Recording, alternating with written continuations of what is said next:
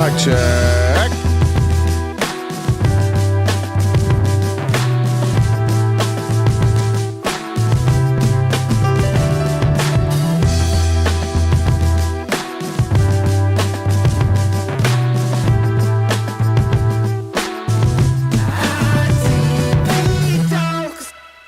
Oh, holy smokes, it's Monday.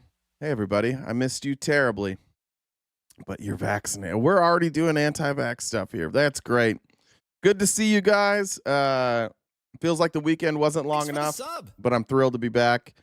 Hope you guys are thrilled to be here. I hope you're as happy to be here as I am to be here today. Let's hurt some feelings. I got time today. I think we hurt some feelings. I think I ended a friendship with Steven this weekend. I don't think Steven wants to be my friend anymore. Thanks for the sub. Thanks for those of you who joined us on Raging Tomatoes platform. We had a debate with Stephen Kent, and we may watch. If we run out of time today, we may watch it. I'm out. I honestly, I just didn't enjoy that debate that much. I felt like I was surprised at how underprepared Stephen was for that debate. I thought he would prepare for it. I thought we would discuss numbers. I thought there would be an argument there, and felt to me an awful lot like Stephen just wanted to justify his bigotry towards immigrants. I don't know if you guys were there, if you felt the same way. It was weird. It was a weird way to debate. It was as if he had just come up and didn't prepare at all. We had like a week and a half, maybe 2 weeks to prepare for that. I don't know what that was all about. I should have another debate. Let's see. This Friday. The prompt attempts. The first one was supposed to be we should deport any illegal who is a net financial drain to the country or who has committed a serious crime beyond illegal entry. I said that I mostly agreed with that. I didn't think that was a great prompt. So now it looks like we're looking at maybe is social cohesion more important than raising the GDP? I'll be debating Andrew Wilson, who some of you, if you know him and you are a fan of this show, you probably despise him. He is a Christian nationalist who believes men should rule. He believes that Christians should rule the country. I think I might be wrong about this. I think he maybe is not a fan of democracy. I was going to maybe debate him last week. I can't remember what it was. So I watched some of his videos. And all I got from those videos was an addiction to cigarettes. So I had to quit. I don't know. I don't know for sure if that debate's going to happen this Friday or not. I'll keep you guys posted. If we can find something to debate on, we'll do it.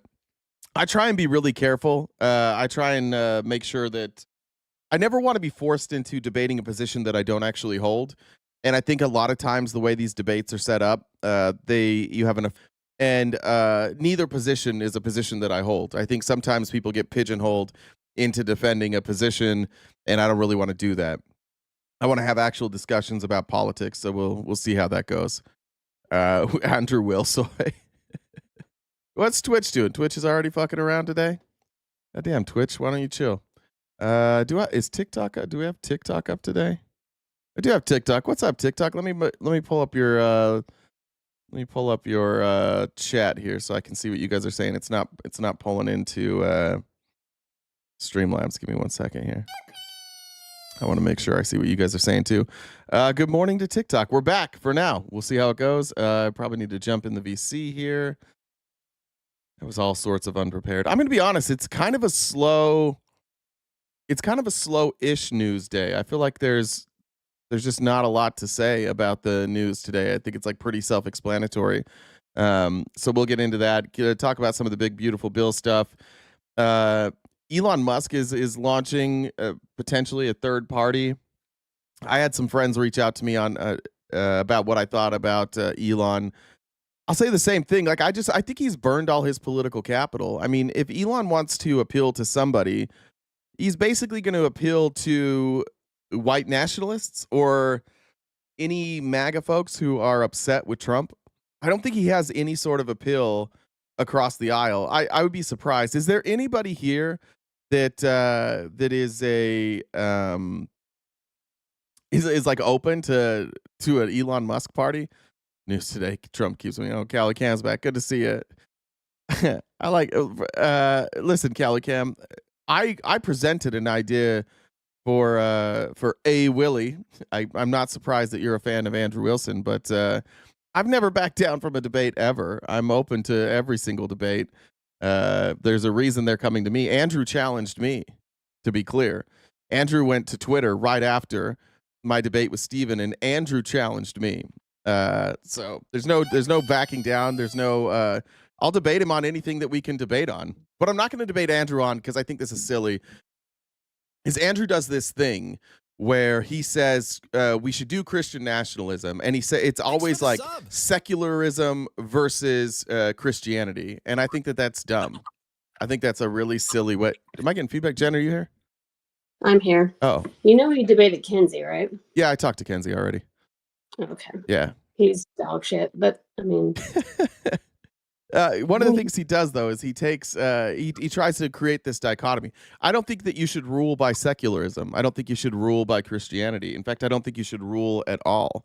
So that's mostly why it's been difficult to find a topic to debate on, because I think that he takes these positions where both sides I would disagree with. So that's going to be the tricky part in setting up this debate, is finding something where I'm actually on the opposite side of him. So. Jen, did you have anything to say while you're here? Other than Andrew Wilson's dog shit, he was really pro-grape. I mean, other than that, is he really? Oh, it was gross. Like, he was trying to justify with Kenzie. If you might want to check with her again about why it's okay, more or less, to grape. Marital grape is okay. Other things are okay. I mean, I think I saw him defending, like, not defending, but like. He's pretty flimsy with the age of consent. I saw something about that the other day. Yeah, I definitely don't think he's a good person. I definitely think his views are gross. And anybody here who's like a fan of Andrew Wilson, keep them away from any women in your life that you love. It's probably not a great leader for that group of people. Yeah. Well, so I guess while I'm here, let's start today off well with our gift goal. We do this each day, Monday through Friday, too. It's our job. So if you guys want to Venmo, Cash App, PayPal, Super Chats, all go towards knocking down that gift goal. It's in that top left-hand corner. Subscribe wherever you're watching. We have subscriptions everywhere. And yeah. And is it going to be on the same Raging Tomatoes as last time? Yeah. All right. Bad Religion says, my favorite part of Saturday was that Tex was so desperate to talk to RTP that he set up a third-party debate and panel. He was nice to me, too. He said nice things about me. Kind of, but... What's that? He kind of did. I think he did, didn't he? Did he say mean things about me? He was crying in the comments. He had all kinds of I didn't see the comments. Yeah, Valerie said, I thought you did great, Jay. He was into his feelings. Great host. And Kirsten said, I was on the panel, wanted to talk to Steven. I will agree. Yeah, I think the host did a good job. Sully said, because Jen said so. That's right. That's how we do things around here. Yeah. So I took my mortal enemy to a steakhouse. Oh, no. I had beef with him.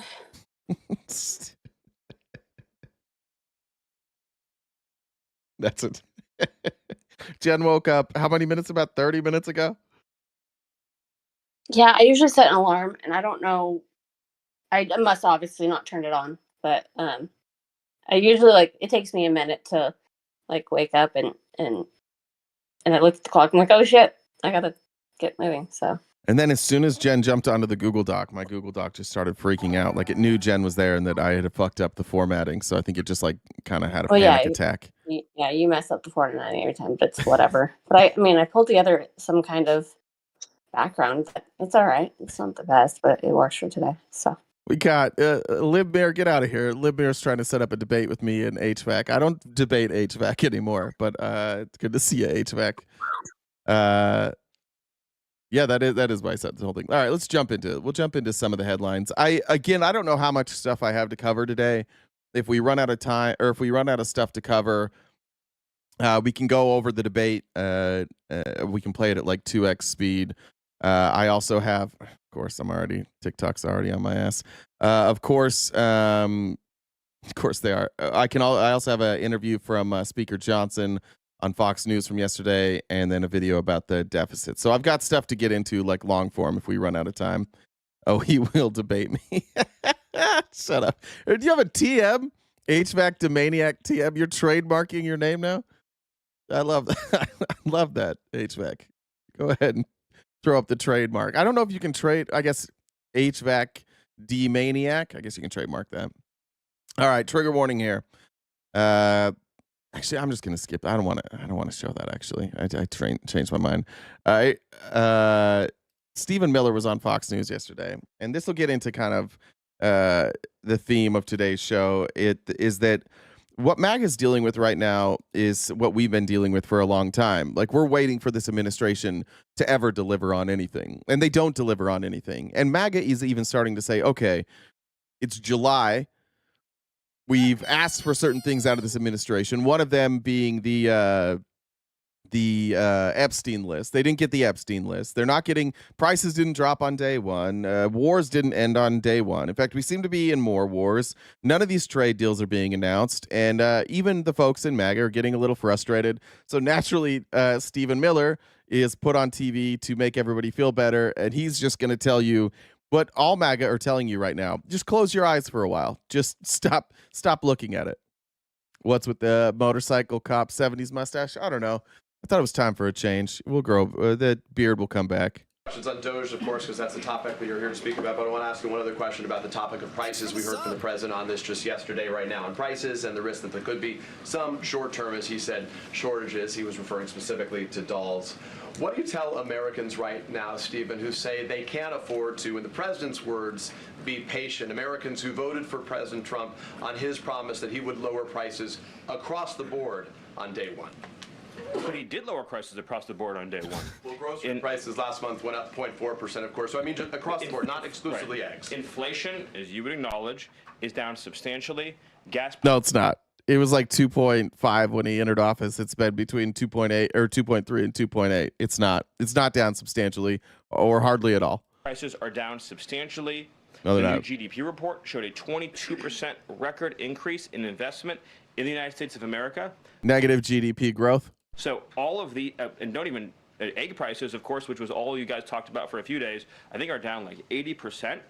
The reality is that we can either surrender economically to China, or we can reclaim and reshore our manufacturing base and our industrial needs. And it's not just China. Guys, there's only two choices. There's only two choices in this world. And this is what I fucking hate about MAGA. Either we surrender completely and we become cucks to China, or we move all manufacturing to the United States. Neither of those two things are actually options. We are not going to surrender to China. One, because we're not at war with China. And two, because nobody's asking for it. And also, we can't reshore all of our manufacturing. None of this stuff is real. This entire party is just make-believe. It's just hyperbole, talking points, and make-believe. You can't do any of this stuff.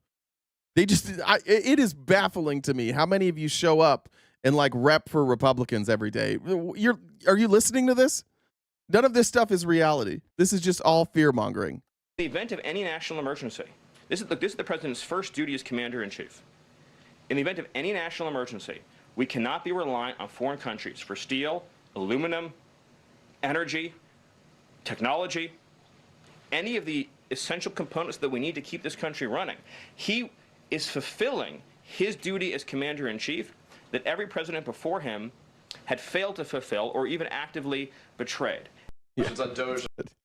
I love when you guys get upset with us when you're like, I can't believe you expected Trump to accomplish the things that he said he was going to accomplish. Yeah, our bad. Our bad that he said things and then we held him to it. And now you're like, that's not fair that you hold him to that. Callie Cam, how desperate are you for my attention? What does it say to you that you are this desperate for my attention every day? And all you have to do is set up a debate, bud. You don't have to live in the comments. You can come right up here. We can have a debate about it. Let's see. Devin said, watch the full debate yesterday. It really is crazy how fast the right is abandoned the whole facts don't care about your feelings thing, huh? No, it's all vibes. You know what pissed me off actually during that debate, maybe more than anything, is Stephen kept saying like, "Oh, you sound like MSNBC." I don't know if any of you know about Stephen, but Stephen's entire political career, his entire like political commentary career, is legitimately going on news channels and talking about his feelings, just generically talking about things. And he wants to call me MSNBC for bringing data, for begging him to have a discussion about the data that I brought.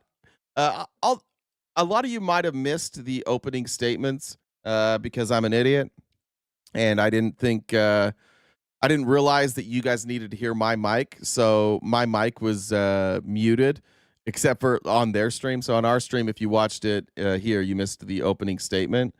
Let me just give you I'll try and break it down. Like not one of these numbers was touched in that debate. And if you're here today and you want to address any of these things, I'd be happy to have you come up and explain it. When the whole debate was that Trump deportations do more harm than good. In 2023, undocumented immigrants paid nearly $90 billion in state, federal, and local taxes, and they had $300 billion in spending power. So if you remove all of the illegal immigrants from our system, that's $90 billion in federal, state, and local taxes. That number's a little low. Most estimates say like $97 billion. And it removes $300 billion in spending power that circulates through our economy. Almost every study in the world shows that if you removed illegal immigrants out of our economy, it would reduce U.S. GDP by 3%. And that's substantial. Like 3% is pretty substantial. It would result in job losses for Americans. It would cause labor shortages. It would cause businesses to close. It would cause businesses to relocate. And it results in job losses for native-born workers and business owners. 42% of all of the workers that make up our farm workers are undocumented immigrants. 42%. What do you think happens to agriculture if we remove 42% of the labor? What do you think happens there? This is the part I wanted Stephen to address. This is the part I want all Republicans to address. What's your solution for that?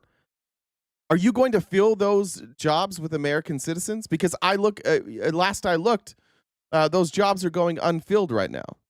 It's not like people are stepping up and saying, "Oh, I'll work those jobs. I've been desperately looking for a job. I'll go work in the fields." I would just don't understand their solution to this. And it seems to be the only criticism is, "Oh, you like slave labor, so you're advocating for slave labor." Except for my solution is to give people amnesty. My solution is to take those workers who make up 42% of our agricultural workforce and give them legal status to work here and pay taxes. That means their wages would be protected. They, at the very least, they could make no less than minimum wage, and they would pay taxes into the system where they're living. So when they drive on the roads, they help pay for that. When there's a fire, they help pay for that. When the police need to respond, they help pay for that. When it's time to pay for schools, they help pay for that. My question that I have a hard time finding any answer from every Republican, and every time I ask this question, it is some sort of whataboutism. What do we do? What do we do about these farms? What do we do about taking their workforce? Trump is already saying, "I'm going to go back on the big beautiful bill, and I'm going to use executive order to make sure that farmers in red states are taken care of." Somebody give them a city to build somewhere. I don't know what that means. Turn on going on field. First of all, those people are still here. Secondly, you're still wishful thinking into the future without any. I don't know what that means. I just want to know. I'd love to hear an answer. If you guys are here and you have an answer for that, Republicans, I'd love to hear it. Because Stephen had about 3 hours to answer that question, and he didn't want to answer that question. Without that labor force, crops go unharvested, fields are left barren, livestock are not properly cared for, they're not properly vaccinated. We have a harder time checking for foodborne illnesses, avian flu, swine flu. It makes everything far more difficult. It makes our food less safe. Let me hop down here. the price tag of deporting this many undocumented immigrants. It's anywhere between $10,000 to $24,000. I think most conservative estimates say between $15,000 and $17,000 is what it costs every time we deport somebody. So that's on the low end, $300 billion. On the high end, about $900 billion. And again, you're spending that $900 billion to get rid of people who are a net positive economically to our system.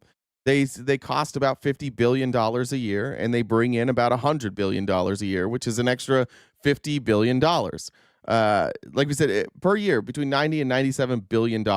And that doesn't include necessarily local taxes. The only places where you can actually make an argument that undocumented populations are actually causing a strain on the economy are in areas in California, Texas, Florida, and New York. And that's mostly due to paying for schooling for children. So that's mostly just kids going to school because their parents came here and are undocumented, and nobody's going to turn away kids. That's most of where any sort of detriment occurs. Granting legal status, however, would increase tax contributions by between $40 and $137 billion annually. So take that $97 billion that we're already collecting, add between $40 and $137 billion, depending on how we tax, and that adds not only tax revenue, but that adds money circulating through our economy. That adds people paying into Social Security, into Medicaid, into Medicare, into health insurance programs. This benefits us in every way. I have not got a good answer. I think that this is about cruelty. I think that this is about racism. I think that this is about great replacement theory. I've never had anybody come up and debate these topics and not agree that this would be a net benefit, whose entire argument wasn't based on, oh, it's hurting our culture. That's what Andrew Wilson's trying to change our debate into this weekend too. He wants to create a cultural debate. They want to decide like which culture is better for our country. And it's a really disingenuous way that they go about debating this, because what they do is they say immigrants cause these problems. Look at these immigrants and look at these problems that these immigrants caused. And then you say, well, look at these problems that Christians caused. And then they're like, those aren't real Christians. Those are actually everything. Anytime a Christian does something wrong, that is secularism. Like they literally create this hypothetical world where only perfect Christians count. And Christians who make mistakes, they don't count. They're secularists, and so you get to blame all of that on secularism. It's just a way for a bunch of mediocre incels to feel better about themselves. I think that seems to be the audience. You guys were there on YouTube. You saw the audience there. A lot of that audience is just like angry white nationalists. All right, get off that. Anyways. Anybody, any Republican that wants to come up and pick up Steven's slack today, you're welcome to come up and do that. Big story this weekend, obviously, is the flooding in Texas. I found this video. This is actually fucking crazy. It's a little bit long. It's like 2.5 minutes long, but I wanted to show just the speed of how quickly this flood showed up. So you can see here, this is the Texas Department of Public Safety. They're on a bridge. It looks like a bridge for vehicles. And you can see the regular level of this river. There's pockets, there's rocks. And you can see up here, you'll start to see like a bigger flow of water coming. Just watch how quickly this goes from a manageable situation to an unmanageable. This is 2 minutes and 24 seconds. Oh, if you are on TikTok, you cannot request. Because this is through Streamlabs, the only way to request to come up, you need to go through Discord. If you look at there's the username next to the blue V. Either if you're either in the top, it's either up there or it's over there. There we go. Everything's mirrored. The Gen Dub 1, just add that on Discord and you can come up. But we can't take requests through TikTok because we're streaming on other platforms too.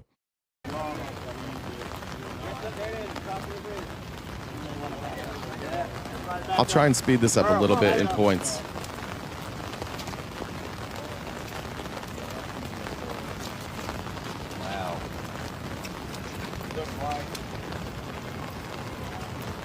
Okay, so pretty bad already. You can see there's a crowd gathered. You can see that there's already flooding. This is the main part of the river here. It's already up and over the bridge. Get over here too. It's already 4 foot. Yep.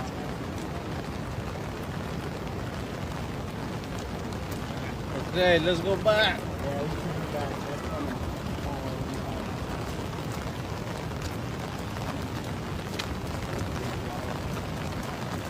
Well, fuck, Rob, come up. I just want somebody to refute the data, Rob.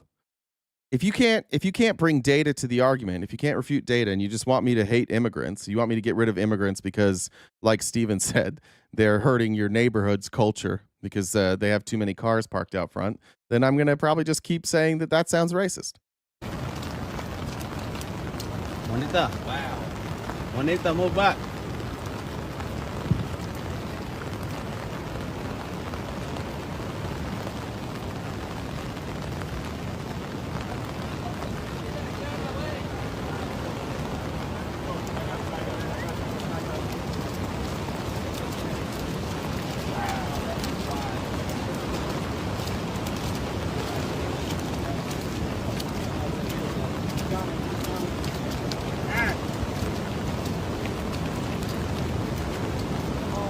Connor, come on back.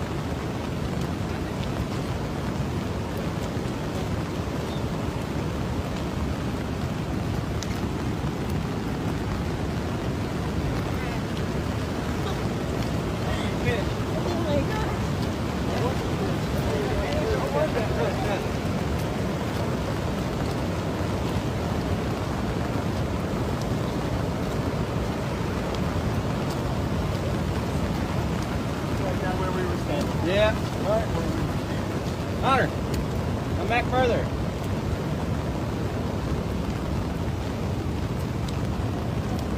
Next time we close the road down for a bit now.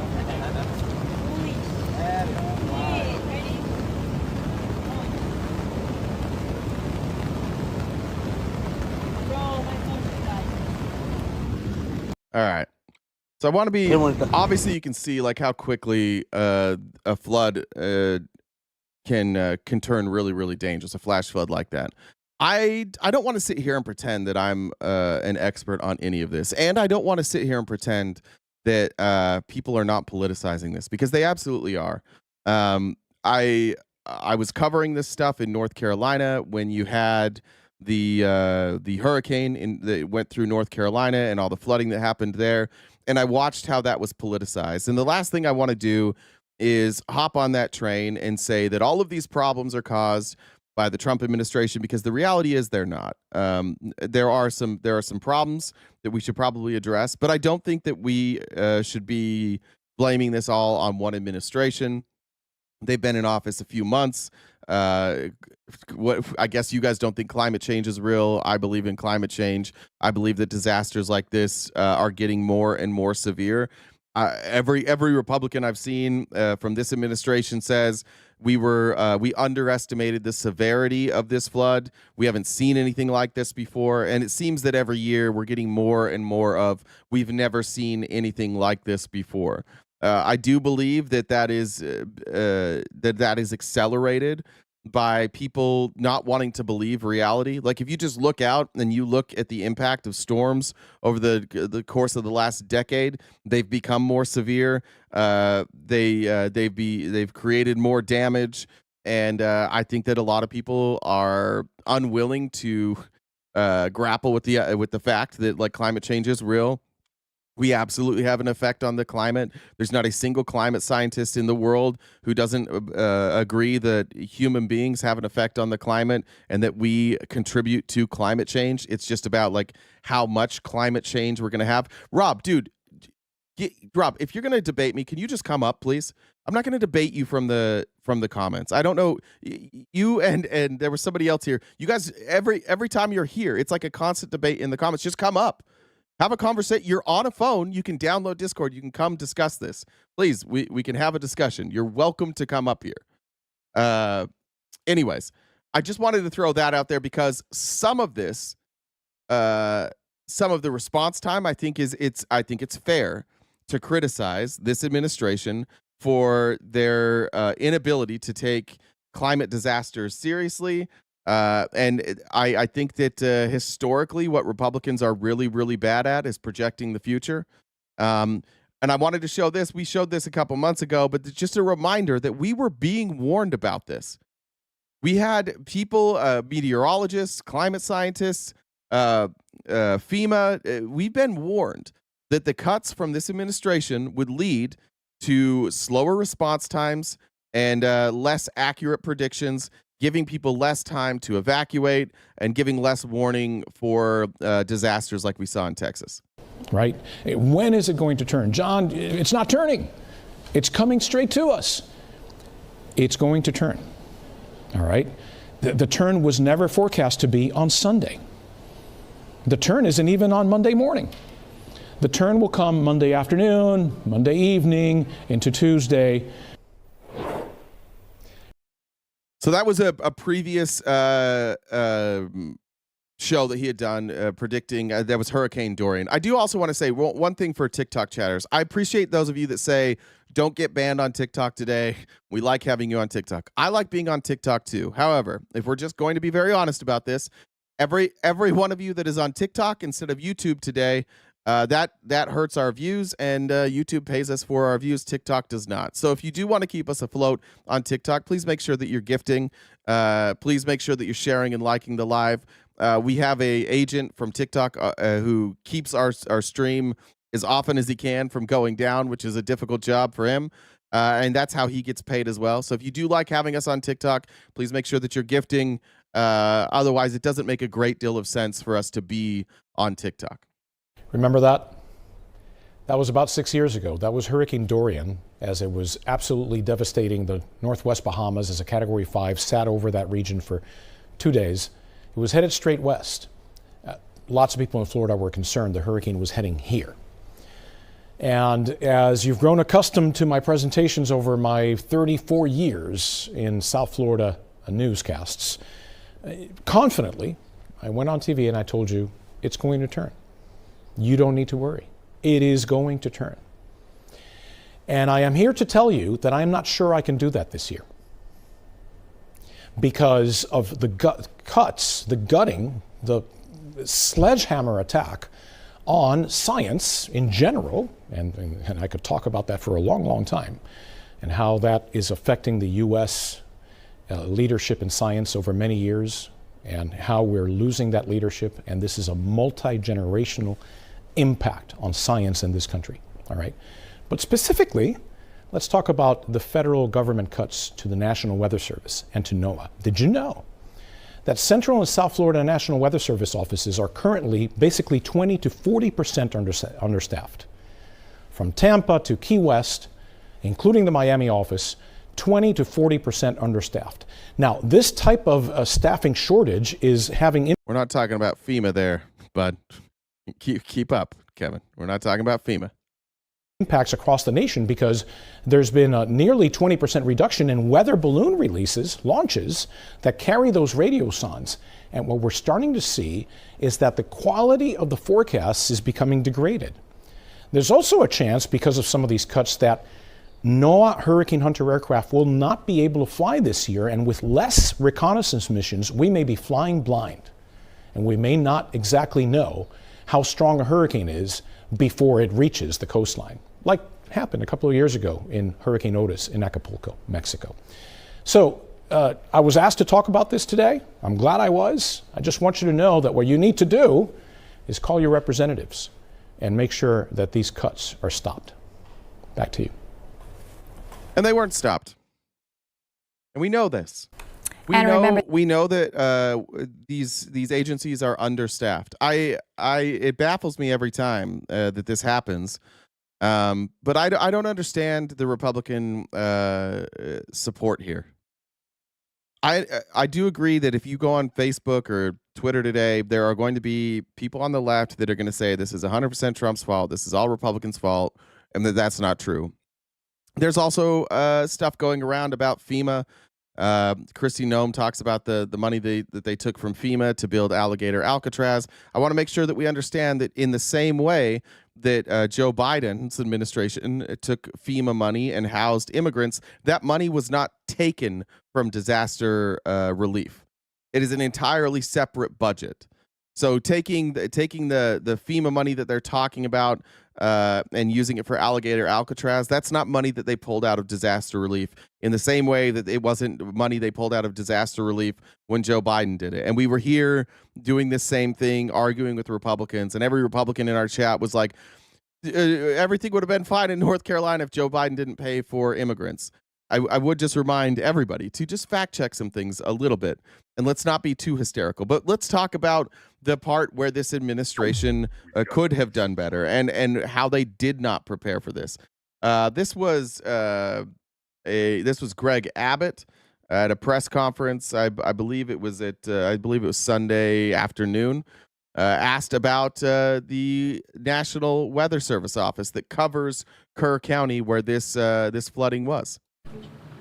You talked in what you just said kind of about expertise and about just knowing the area, and that extends also to the National Weather Service folks who are in those offices and have years and years of experience. There are currently 6 vacancies in the local, the National Weather Service office that cover Kerr County.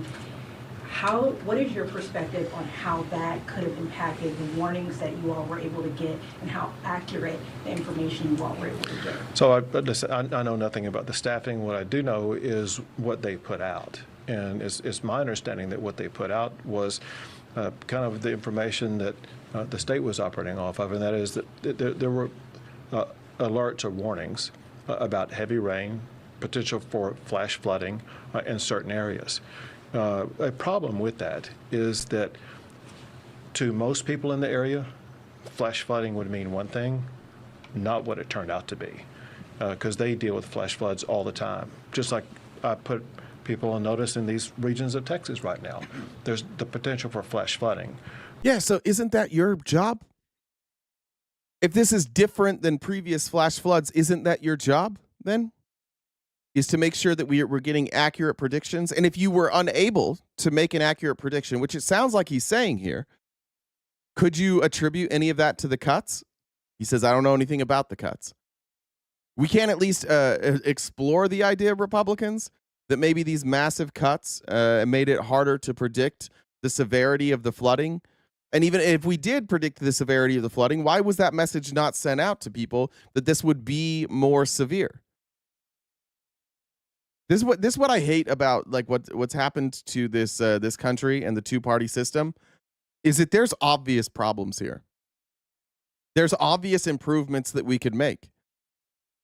And it's a Republican-led state, and we currently have a Republican in office holding the presidency, and they don't believe in climate change, and they regularly cut science research. It's what they like to do. We can't discuss that.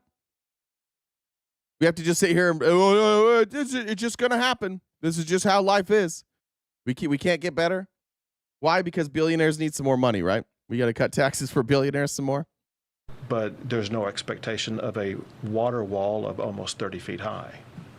Governor Abbott, on that topic, Pat, that's so fucking stupid. It's common sense. Commonly, flash floods in this area don't look like this. So this would be something where you need uncommon sense that isn't common, Pat. This would be an example of a time when you tell the people, hey, this shit isn't normal. It's different than normal. That's what we're talking about here, Pat. You guys all say common sense. Like, Pat, I think you would have been fucked. Honest to God, I think if you would have been in that line of fire there, I think you would have been fucked. Because you would have been like, oh, I've seen flash floods before. It's no big deal. We need to know when something irregular is happening. And we need to have an alert system that lets us know when something irregular is happening.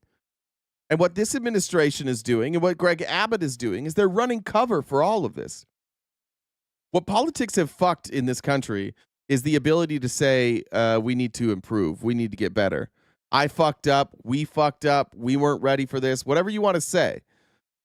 But when we have a top-down approach like the Republicans have, where your leader has literally never admitted that he was wrong about anything and cannot admit that he was wrong and demands that you never admit that you were wrong about anything either, we get a bunch of Pats. We get a bunch of people like Pat who just show up and blindly defend everything. How can you look at this? There's children missing. There's children dead. This flash flood ripped through a camp area. We're missing people. And we could have had more accurate information, and we could have had a better warning system. And the only reason you're talking about this is if it's fine, is because you voted for Trump and he's getting the criticism. And you might support Greg Abbott, and he's getting the criticism. That's all we're seeing right now. Why is it so impossible for you to hold people accountable? Why is it so impossible for Greg Abbott to say, yeah, we obviously have some improvements we need to make. Obviously, this wasn't good. We need to learn from this. We need to figure out where we could make improvements. We need to look at our ability to predict these things. We need to look at our ability to get warnings out for these things. There's clearly plenty of stuff we could discuss here. But under this administration, under the GOP, this modern-day MAGA GOP, we don't discuss things anymore. We just defend blindly whatever he does. Amy said, in my state, farm workers make between $16.50 and $30 an hour. That's pretty good. That's a solid wage. Crystal said the right is allergic to accountability. I don't know if it was always that way, though. Honestly, I think that there was a time when politicians were allowed to say that they were wrong. But Trump doesn't. Trump never says that he's wrong. Trump will never admit that he's wrong. And I think that Republicans have learned from that. They see how untouchable that has made him. And I think that they see, okay, if I just never admit that I'm wrong, I'm also untouchable. That seems to be the pattern. And look, there's Democrats who don't admit they're wrong either. But today it's you guys. Today this is about you. You want Democrats to act right? Then when you guys are in charge, and when you guys have a situation like this in Texas, then you need to be honest about it. You need to be transparent about it. You're in charge. You don't like it? You don't like the criticism? Don't win elections. I don't know what to tell you. It's like you want to win the election, but then once you win, you don't want anybody to criticize you. You just want to be like, we won. You don't get to criticize. We won by criticizing Democrats. That's all you guys did. You didn't run on anything. You just ran on criticizing Democrats. And then you get in office and you have all the power and you're like, don't criticize us. We won. This is why you lost. No, it's not. It's not why we lost. We lost because you guys complained a lot. And so we're just following your playbook. We're going to hold you accountable to everything you said. Everything you said Democrats weren't doing. You got Donald Trump literally was campaigning on Joe Biden stole money from FEMA and is ignoring the people in North Carolina. You don't remember that? I think this response is far more gentle and kind than the way that you guys treated Joe Biden with North Carolina. You don't remember that? It's not very fun when it's on the other foot, is it? It's not very fun to have to debunk lies. Luckily for you, you have me, and I'm not going to lie to you. So I'm just going to give you facts. Trump was asked about this. He was asked about his cuts to the meteorologists. He was asked to his cuts about NOAA and asked if he regrets that, which, of course, he's not allowed to do. And here's Howard Lutnick, probably with his hand firmly grasped along on Trump's shaft, who can't sit back and be quiet long enough. But here's Trump, again, not ever admitting that they did something wrong. In light of the floods, do you think that the federal government needs to hire back any of the meteorologists who were fired in the last few months? I wouldn't know that. I really wouldn't. I would think not. This was a thing that happened in seconds. Nobody expected it. Nobody saw it. Very talented people are there, and they didn't see it. It's, I guess they said, once in 100 years. They've never seen anything like this. So I wouldn't, I mean, people are trying to blame the school. They're trying to blame the camp. They're trying to blame. It's just a horrible thing. But no, I wouldn't say that, no. He's allergic to accountability. First of all, the people at the camp need to understand that. If you are in the path of a place where you can have flash flooding, maybe you need to rethink that. Maybe you need to rethink whether or not the people at your camp are safe. If you have a once in 100-year flood like this, you should probably analyze what went wrong. It's crazy to me to see somebody the next day say, we would not change anything. You don't even know what happened yet. You don't know what you did or didn't miss. I'm so fucking tired of these politicians who will not take accountability. There's nothing that scares Trump quite like accountability. To make those types of blanket statements, like a simple thing, I think most of us would probably have this same response. If we were Trump, right and left, I think what most of us would do is say, you know what? I don't know. I'm a businessman. I'm the president. I need to dig into this. I'm not 100% sure what we could have done differently. I don't know if that lack of staffing affected it. We've got to dig into this. He doesn't know that answer yet. Nobody knows that answer yet. Nobody's 100% clear what we could do differently, but he has silenced any sort of discussion about can we do things differently. And then that top-down approach, that message is sent down the line because you're not allowed to disagree with him. So now down the line, you're just going to have Republicans saying, there's nothing we could do. We should probably just pray about it. Ted Cruz said, hold your kids tight. Abbott said, we're going to have a day of prayer. I'm just tired of them not doing anything for us. Tim was in here on TikTok, said Republicans do a better job for the citizens than Democrats. I don't know what you're talking about, but like, what are you watching right now? What are you watching? I mean, Joe Biden didn't do this. Joe Biden didn't show up and say, "Oh, there were no problems. We did everything perfectly. This is just an act of God." In fact, there were hearings over and over and over again about what we could do differently. They adjusted their plans on the fly.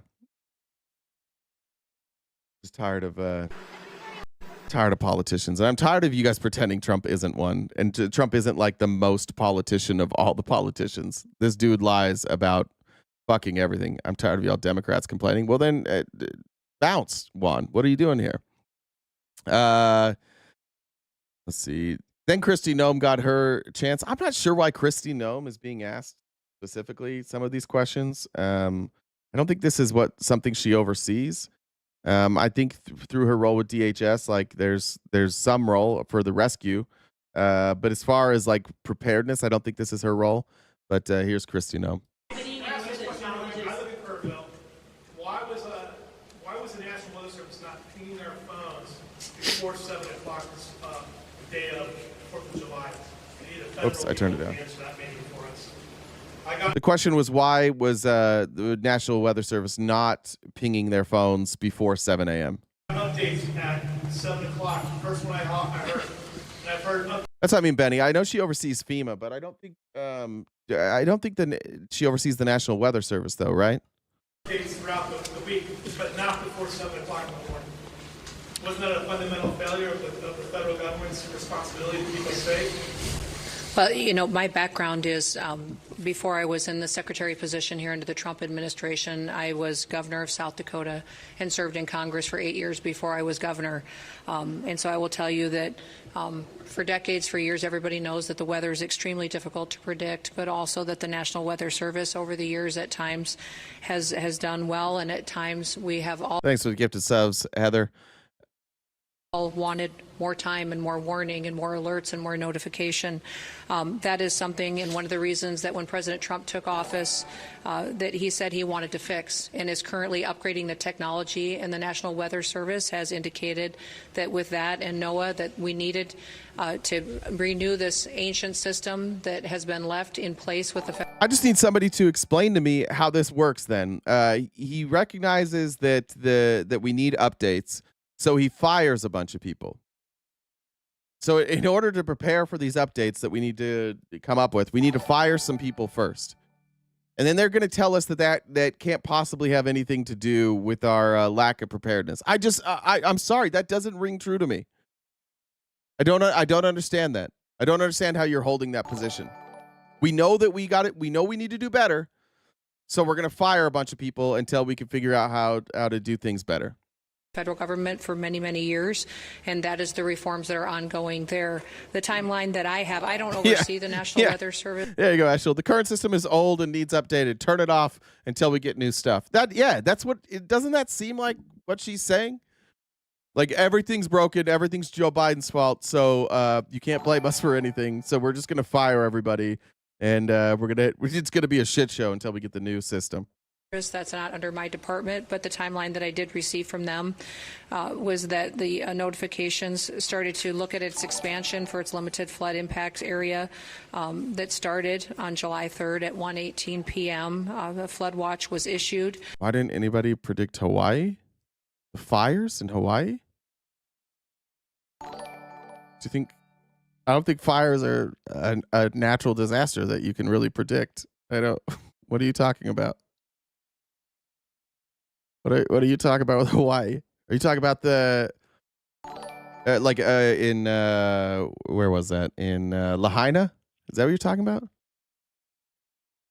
So are you talking about Lahaina? You should stick to talk about things you know something about. Brother, you just asked me why we couldn't predict fucking fires in Lahaina. What are you talking about? There's also been like some volcanic activity in Hawaii. Yeah. They couldn't predict them because they're not predictable. But weather events are predictable. That's why. I'm not an expert on this. How did they happen then? Why wasn't Biden ready? For what? Why wasn't Biden ready for what? This is, I swear to God, this is, we're going to keep this up. How did you want Biden to be ready for that, Davis? Since we're all going to stop, if you guys are on YouTube or Twitch, this is a TikToker. We're talking to Davis. No meteorologist predicted these floods. Yes, they did. What do you think the flash flood warnings that went out on people's phones were, Davis? We're going to stay right here with you. You sit here on your high chair. It's not that high. It does have a footrest. There we go, Davis. Let it all out. Let it all out. Davis, when those people were getting flash flood warnings on their phone, where the fuck do you think those came from? Where do those? They're talking about it right now. They're all talking about the flash flood warnings that came about on their phones. Davis, anything else? That's Trump voters. There we go. All right. Although it was moderate, it wasn't to the extremes that it was. That when the system came over the area that it stalled, it was much more water, much like I think we experienced during Harvey, the same type of system that was unpredictable in the way that it reacted and the way that it stopped right here and dumped unprecedented amounts of rain that caused a flooding event like this. They continued to elevate and up their notifications. When your notification hit your phone, sir, I'm sorry, I can't speak to when that is, but I do carry your roster. I said, even Noah predicted the floods. That's right. If we're going to talk to God and we're going to pray, could we ask him maybe for some heads up on these floods beforehand? Before he washes away our children, could we get a heads up? If we're going to use God as a way to fix it, could we just ask him to stop doing this? Please? Maybe if we say please. Looser host. I'm not that loose. Your concerns back to the federal government and to President Trump, and we will do all we can to fix those kinds of things that may have felt like a failure to you. This isn't a hurricane, Davis.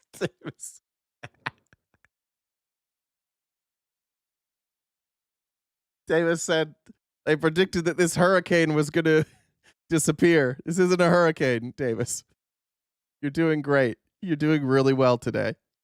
You and to your community members, but we know that everybody wants more warning time, and that's why we're working to upgrade the technologies that have been neglected by far too long to make sure that families have as much advanced notice as possible. But there we go. All right. I don't know how to stop that thing where when I stop the tweet, it just keeps going again. Here's Noam again. Obviously, FEMA needs some work. Obviously, FEMA needed work before this administration came around. We're not going to blame the Trump administration for FEMA, but they have cut FEMA. But Kristi Noem, if she's good at one thing, it is glazing Donald Trump while this picture is next to her. You stood next to the president as he talked about dismantling FEMA in favor of greater autonomy and targeted resources under the control of state and local officials. Does this tragic situation underscore that need for you, or does that change that dynamic of what would work best moving forward? I think what we've seen here is exactly what President Trump That's true. They think the Dems control the weather. That's right. I forgot about that. has envisioned for FEMA is immediately allowing the state to do the response and supporting them in every way that they can. So this response was driven by Governor Abbott and his emergency management director and the local officials that were on the ground, and we were immediately there to fill in the gaps where they needed and to give them their disaster declaration as soon as possible, which happened almost immediately as soon as the governor asked. That's the FEMA and how it should operate, rather than how it operated under the Biden administration and previous administrations. That's how it operated under the Biden administration. I'm so fucking sick of these losers. Every time they go on TV, every time this fucking idiot goes on TV and something goes wrong, she's like, actually, we handled it perfectly and the previous administration handled it poorly. What was different about the previous administration other than they had more employees? Every single Republican governor after the hurricane said, we're getting exactly what we need from Joe Biden. We're getting exactly what we need from FEMA. Everything we've asked for, they have given us. There wasn't a single Republican governor in any of those states that said that they got anything less than what they asked for. But this administration is just full of the whiniest little bitches, which is, I think, why so many whiny bitches are here in the chat today. It's because whiny bitches tend to love whiny bitches. But they can't go 30 seconds without putting the name Joe Biden in their mouth, ever. Everything that ever happens, we did it perfect. Joe Biden did it the worst possible way. Amen. Where it was slow to respond, slow to get resources there. We already have emergency response teams on the ground that have been there from the very beginning. And then we want to empower the states to do the response that's necessary to best serve their people. So, the FEMA that President Trump wants in place is one that takes care of people, but also empowers those people who live in those communities that know how best to respond to have the authority to do so. That means absolutely fucking nothing. None of that means means anything. The federal government's job with FEMA is not to empower local people to do what they want. They're already allowed to do what they want. They're already allowed to respond to disasters the way that they want. FEMA is supposed to add federal aid. That's basically it. They're supposed to come in. They probably have access to equipment that maybe local communities don't, and they are supposed to aid in the cleanup of these devastated areas.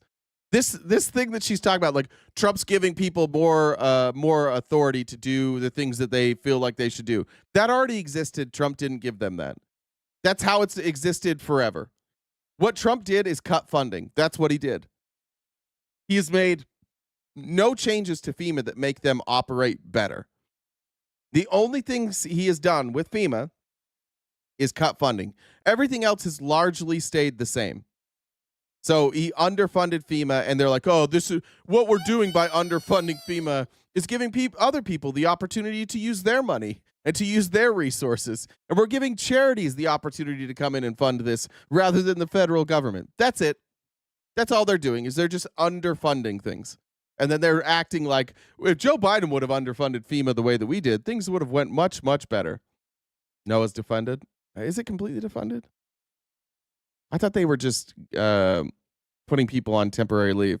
You might be right about that. All right, on to welcome on to the big story today. This is for any of you who don't know, this guy right here with the black and white striped tie, that's Donald Trump. He's currently our president. You can see him here in the top left corner next to Jeffrey Epstein and Ghislaine Maxwell. You'll see him here joking, good friends with Jeffrey Epstein in the second one, letting Jeffrey Epstein know that the woman that he's looking at is hot. And then you'll have him whispering sweet nothings into Jeffrey's ear with Jeffrey's, by the way, I don't understand what Epstein's teeth are all about. They're way too small for his face. Then here's Trump and Melania with Ghislaine there. Here's Trump, obviously close enough with Ghislaine to be this close. Oh, there's Trump and Epstein again, greeting guests together.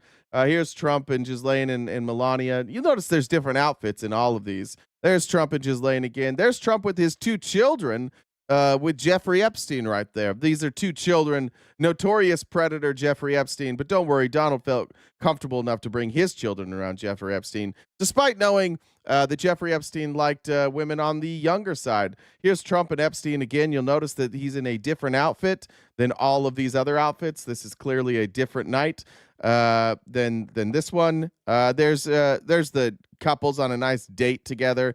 You got the Maxwell, the Epstein, and the Trumps there. There's Trump and Ghislaine again. There's Trump and Ghislaine again. Oh, there he is with his wife again. Just pointing out that he was good friends with Jeffrey Epstein. More so, you know what you couldn't do? You couldn't put this collage together of Joe Biden and Jeffrey Epstein. You couldn't put this collage with Kamala Harris together with Jeffrey Epstein. You couldn't do this with Obama. Hell, you couldn't even do this with Clinton. You don't even have this many pictures of Clinton with Epstein. You can really only do this with Donald Trump because they were great friends for 15 years. And like Donald told us, Jeffrey Epstein likes beautiful women, just the young ones. He just likes the young ones the best. You couldn't do this with anybody else, but please keep telling us once again why it's not a big, why we shouldn't think that Trump was along for the ride here. Hey, Jen. Hey, I'm glad we're still pronouncing her name Ghislaine? that way. Yeah. I'm glad that's how we say her name. If I ever have a property where I can name my own road, I might name it Ghislaine. You might have to spell it different so that people can actually say it the way that you intend. Isn't that how you spell her name? It's Jizzlane. Isn't that how you spell her name? I mean, how I would probably spell it would be with a J for your pronunciation, but that's just me. I think that's how you spell it, yeah. Okay. But yeah, no, I mean, that works. I mean, if that's how you want to. I think you can spell your road however you want. Thank you. So that's. I mean, it works. Anyways, so how's it going? How's your 4th? No, thank you. No, thank you. No, thanks. Appreciate you. All right, so we've got about 2.5 hours left of the show. We haven't. The gift goal hasn't moved in a minute, so if you guys could help out with that, it's top left-hand corner. The Venmo, Cash App, PayPal, Super Chats all go towards knocking down that gift goal. On TikTok, like Jay mentioned earlier, we need to keep our agent funded because Jay's doing his damn best to not keep us on TikTok. So we got to make sure he gets funded. So give us on TikTok. How about going towards there? So if you guys could help us out, knock that out before the end of the show. We do this each day from 9:30 to 1 Pacific time. If you haven't subscribed, you can subscribe anywhere you watch. TikTok, on Twitch, you can use your Amazon Prime sub.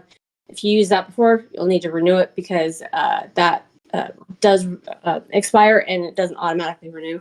So on Twitch, on YouTube, we have free subscriptions, but we also have 4 different memberships. We're trying to do more member-only events like we did this last week, which I think went over pretty well, except for Jay didn't have his mic turned on for the first little bit. But other than that, I think it went pretty well. Thank you. So trying to step that up a little bit more. If you guys disagree with RTB, how you come on is if you look at the Venmo, that is my Discord username. You can DM me on Discord, add me, and I can bring you up and have a conversation in real time. You don't have to just sit in the comments and say random things. You can actually come up and have a conversation if you'd like to do that. You won't. Most of you won't because we offer this multiple times a day, and most of you don't have the stones to request.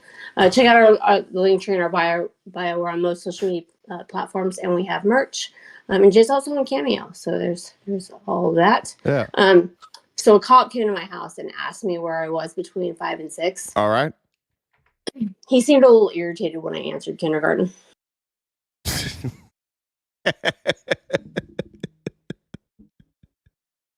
I liked that one. I like that a lot. There's too many of these crazy comments to cover, but I did see that somebody is claiming that Epstein's victims said that Trump wasn't part of it. Google that, by the way. You may want to Google that, and you may find evidence of one of Epstein's victims naming Donald Trump by name and describing in great detail what Donald Trump did to her. So I don't know what you guys are saying. Trump was not exonerated by the victims of Jeffrey Epstein. It is crazy to watch you guys spin this. it's been tough for Republicans today to spin this. Here's Axios reporting the news from this weekend of what now the Trump administration is saying about the Epstein client list. Hello, Alex Eisenstadt from Axios here. Tonight at Axios, we have an exclusive report.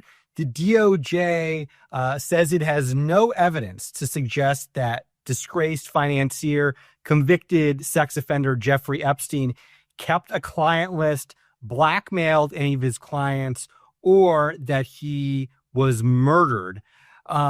We have obtained a memo that was written by the DOJ and the FBI explaining these findings.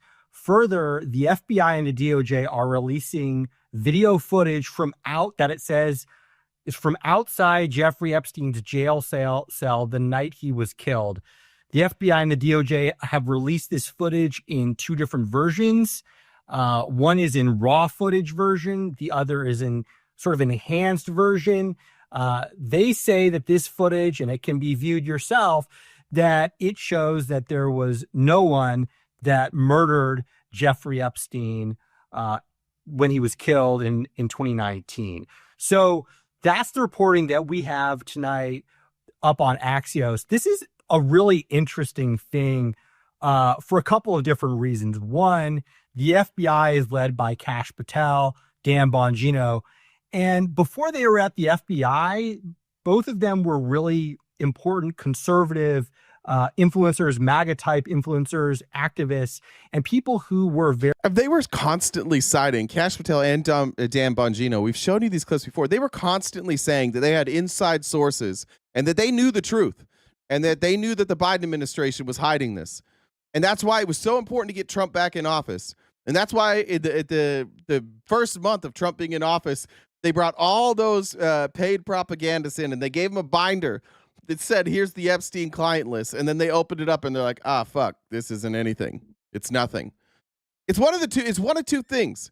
Either Joe Biden and everybody was lying or there was no list. And all that hysteria you guys have had and all those lies you've been told were just lies. I have maintained, and this is an unpopular opinion, but if you went back and you watched the replays of our shows, you would know that I have maintained that it made absolutely no fucking sense that Jeffrey Epstein would have a client list. In fact, I've never seen any evidence that he had clients when it came to trafficking. I think that there were accomplices, and I think that the best evidence of any accomplice he had is probably outside of Ghislaine is probably Trump. When we had somebody actually testify that Donald Trump worked with Jeffrey Epstein to abuse them.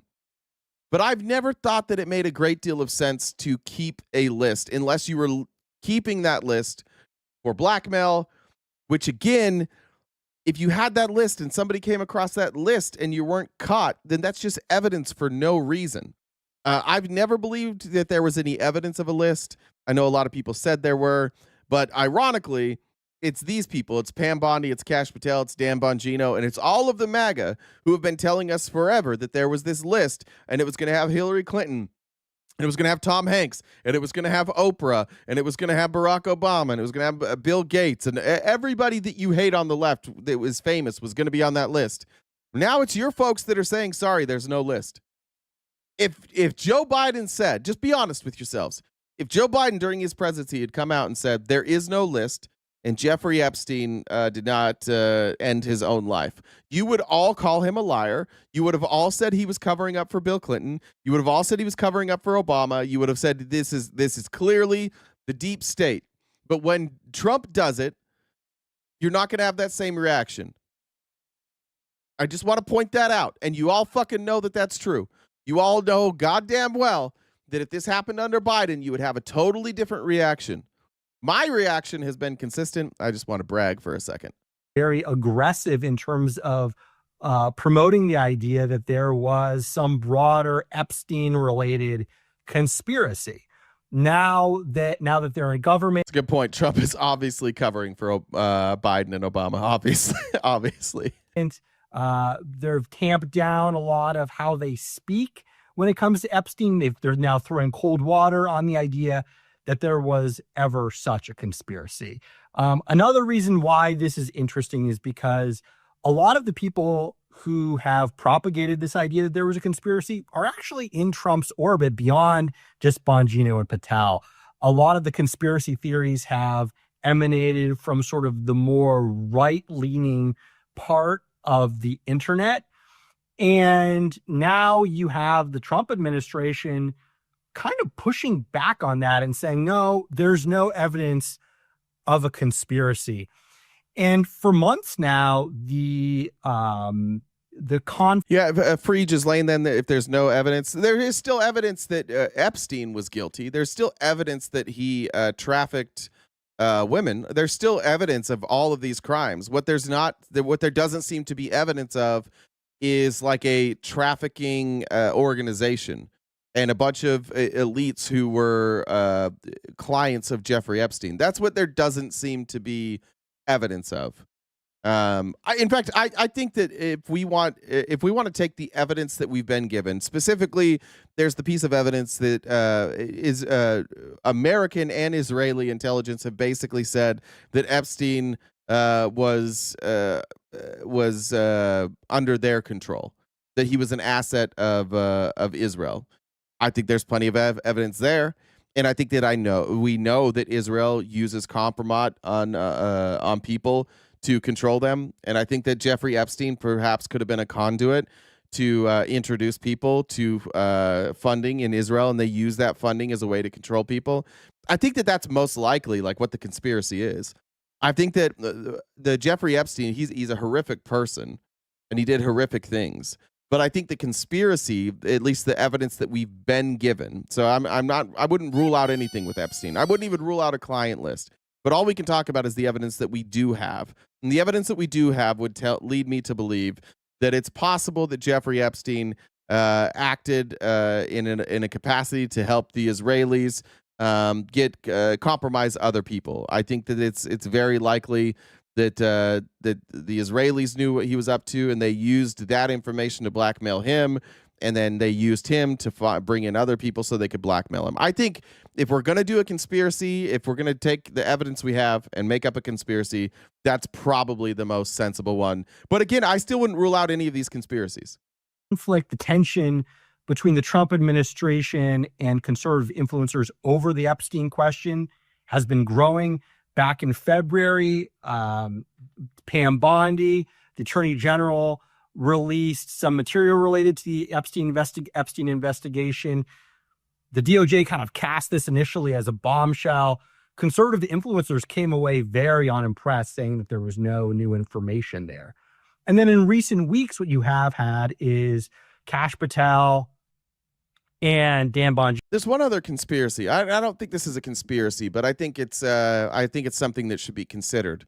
We may want to consider that Pam Bondi, Kash Patel, and Dan Bongino aren't that bright. Because they thought when they gave those binders to DC Drano and House and Habit and Jack Posobiec, they thought that was going to work. And it didn't work. Because those basically all those people were like, hold up. Most of this is redacted, and what's not redacted we already knew. I think that all of these folks thought that they were going to get away with allowing their conspiracy theory to live on. I think they thought that those conservative journalists were going to run cover for them, but like he's saying here, like they were largely unimpressed. That's where I want to cut that. Let me show you some examples of people that we should no longer trust.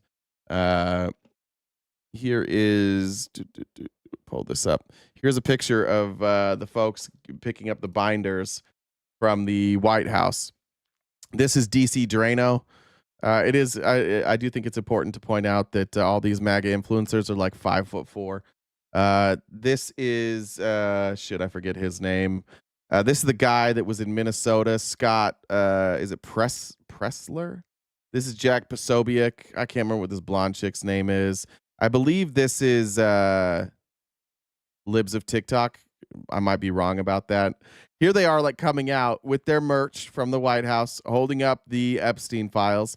As they walk out the door, there just happens to be photographers there, and they're celebrating this. Look how happy they are. And then all of them went home and read it, and they were like, oh, shit. But has it changed their mind? No, they are still all in. They got used as props by Trump, and they're still all in as being used by props. Here's Alina Habba, who I do want to remind you is not just like some attorney that goes on TV. She has an official role in this White House. She works for the DOJ in New Jersey. Here's Alina Habba. Phil said $2 to help clean Steve's neighborhood. Epstein's case. It is incredibly disturbing. We have flight logs. We have information, names that will come out. Is it going to be shocking? I don't see how it's not shocking that there were so many individuals that were hidden and kept secret and not been held accountable. Let's talk about the reverse. I believe in accountability. So you have to now go through your process. Now, I won't say they're guilty until they go through their time in court. But again, now it's time for accountability. We have seen for so many years, Pierce, in this country, many investigations, subpoenas, testimonies in Congress, et cetera, et cetera. But there's a general frustration with accountability. That's right. Pressler was in Pennsylvania. Thanks, Jones. We take it halfway. We don't take it home. And I really believe that now with Cash and Pam, there will be accountability. Epstein. Okay, so here's Alina Habba saying, like, I know the information. You're going to be shocked at the people that are on this list. How did she go from that? How did she go from that? Is she lying here? What's she doing? Look how, listen to one more time. This is definitive. It is incredibly disturbing. It's incredibly disturbing. Flight logs, we have information, names that will come out. Is it going to be shocking? I don't see how it's not shocking. What was shocking? We talking about the flight logs? That they're... Was she lying right there?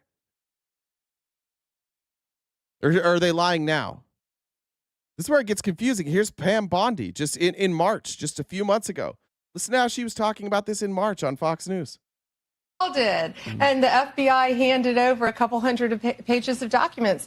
But, you know, Sean, I gave them a deadline of Friday at 8 a.m. to get us everything. And a source had told me where the documents were being kept. Southern District of New York, shock. So weird smear on the Southern District of New York. Now, remember, in March, this caused a kind of an uproar, and this caused the Southern District of New York to get a bunch of blowback. And it's just one more piece of evidence that they add on top to make sure that you always hate everybody who has ever said anything bad about Trump. They blamed the Southern District of New York about these missing documents, and they found these missing documents, and now they're going to bring them to light, and it's going to show again that the Southern District of New York is corrupt. One, we don't even know if we don't seem to know if this is even true. we got them all by, hopefully all of them, Friday at 8 a.m., thousands of pages of documents.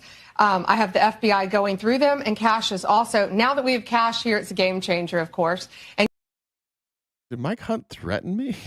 You're dead for making the death of kids political? What? Nobody's making the death of kids political. What are you talking about? I think I specifically said that it wasn't. Bridget said preach. Thank you, Bridget. Did I miss some up here? Danielle said fuck Tex and definitely fuck Steven.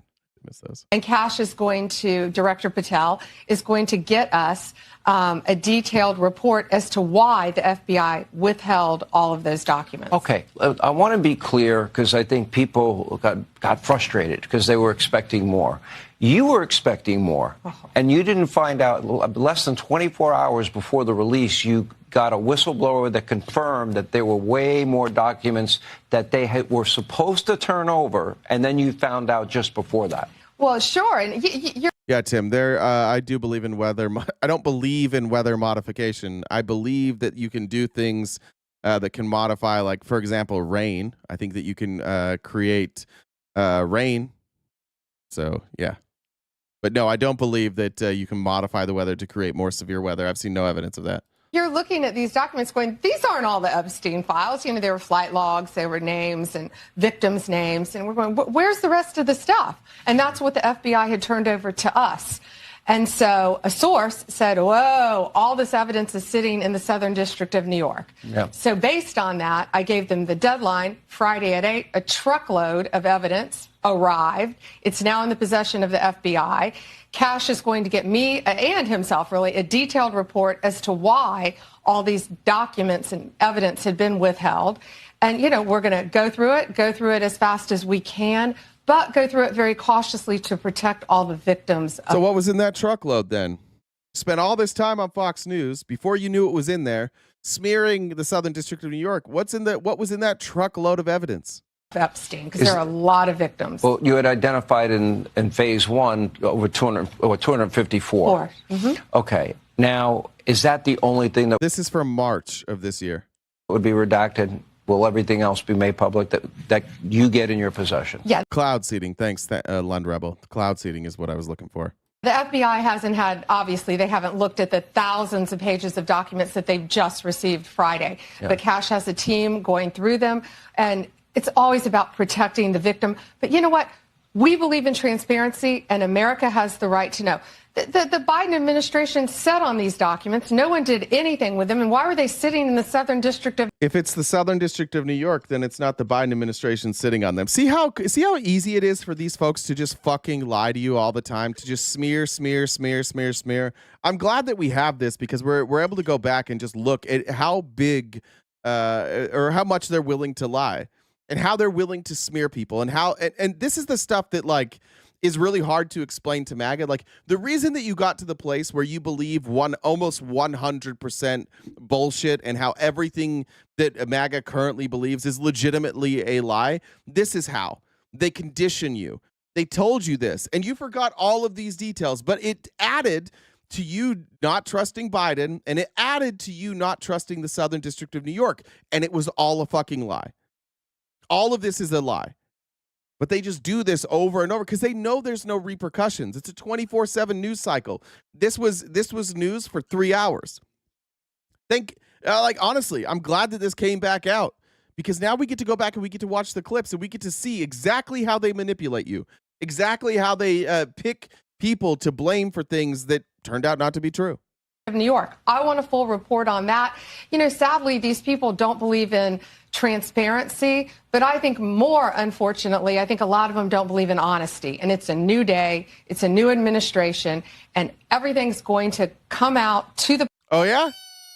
Honesty, transparency. They're all manipulating you as she lies right to your face. Did she know she was lying at that time? I'd like to know. I think so. I think at the time we knew she was lying about that. I think just the part where she said it was Joe Biden's fault that these documents were in the Southern District of New York, you should have caught right then that she was lying. You should have caught that. You guys never listen for what they're saying. You just want to wake up and be scared every day. That's why the chat is full of angry talking points. You guys just want to scare people into doing what you say. Amy Lynn said, yeah, yet last night she said there's no log or list. Brian said, remember they told us, all of us, just wait or you'll see. What's the new conspiracy now? Ivory said, funny how billionaires forget passwords and logs or flight logs. Yeah. Funny how that works, huh? The public has a right to know. Americans have a right to know. And that goes the same with the JFK files, JFK, RFK files, Martin MLK. Luther King. Yep, absolutely. Mm-hmm. What are the things that, and maybe some people don't understand the need to redact. In the case of a victim, that should be pretty obvious to people. What are the other things that maybe you'd have to redact? Well, national security? No, of course, national security, some grand jury information, which is always going to be confidential, but we'll see. Let's look through them as fast as we can, get it out to the American people, because the American people have a right to know, not only on that, but on Kennedy, on Martin Luther King, on all of these cases that the Biden administration has just sat on for all these years. So, yeah, it's You know, it's interesting, though. She said that. So this is another lie. Because she said the Biden administration sat on this, and then she released information that we already knew. It appears nobody was sitting on anything, or you guys are still covering it up. It's one of those two things. Why are they so willing to lie to you? And why are you so willing to be lied to? Those are the questions that we should be asking ourselves today. It's not sad. It's infuriating. It's sad That these people thought that they could sit on this information, but they can't. It's a new day, and we believe in transparency, and it's going to come out. And when we were... It's a new day, same old shit. We're going to be transparent. Everything Joe Biden said was correct. Joe Biden's a liar. We're going to be transparent. But then they come out and they're like, well, everything Joe Biden was said is correct, but Joe Biden is a liar. It is not a new day. It is not a new day. You guys are doing the same shit everybody else did. So you're either covering it up or it never was a story. And you guys said it was a story. So were you lying, or do you just say shit that you don't know is true? Which of those two things is it? Are you willing to make factual claims about shit you don't know, or are you lying now? Those are your only two options. There's not like a third option where you can look at this charitably and be like, oh, no. What happened was, no, she's either lying about how much she knows here, or she's lying now.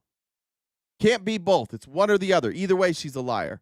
Redact thing, Sean, what we're going to do is not just pull pages out like they used to do. If something's redacted, you will know the line and you will know why it's redacted. The victim's name, identifying information. Oh, do we have that? Oh, I'm sorry. Did we get that in the Epstein files that you guys released? Did you tell us what was redacted and why? No, you didn't? Of a victim. If you went back, and maybe this is what we should just do from now, maybe we should just go back 2 months from now and just show, if you go back and you look at what all of these folks have been saying for months, it's all lies. Everything that you believe, if you are a Republican in here, I mean this, everything your party says, everything you believe is legitimately a lie. They lie about everything all the time. And sometimes they lie about the same thing in two different ways. Oftentimes they'll take like both sides of the argument. But everything that you believe in is absolutely a lie. Here was Alina Habba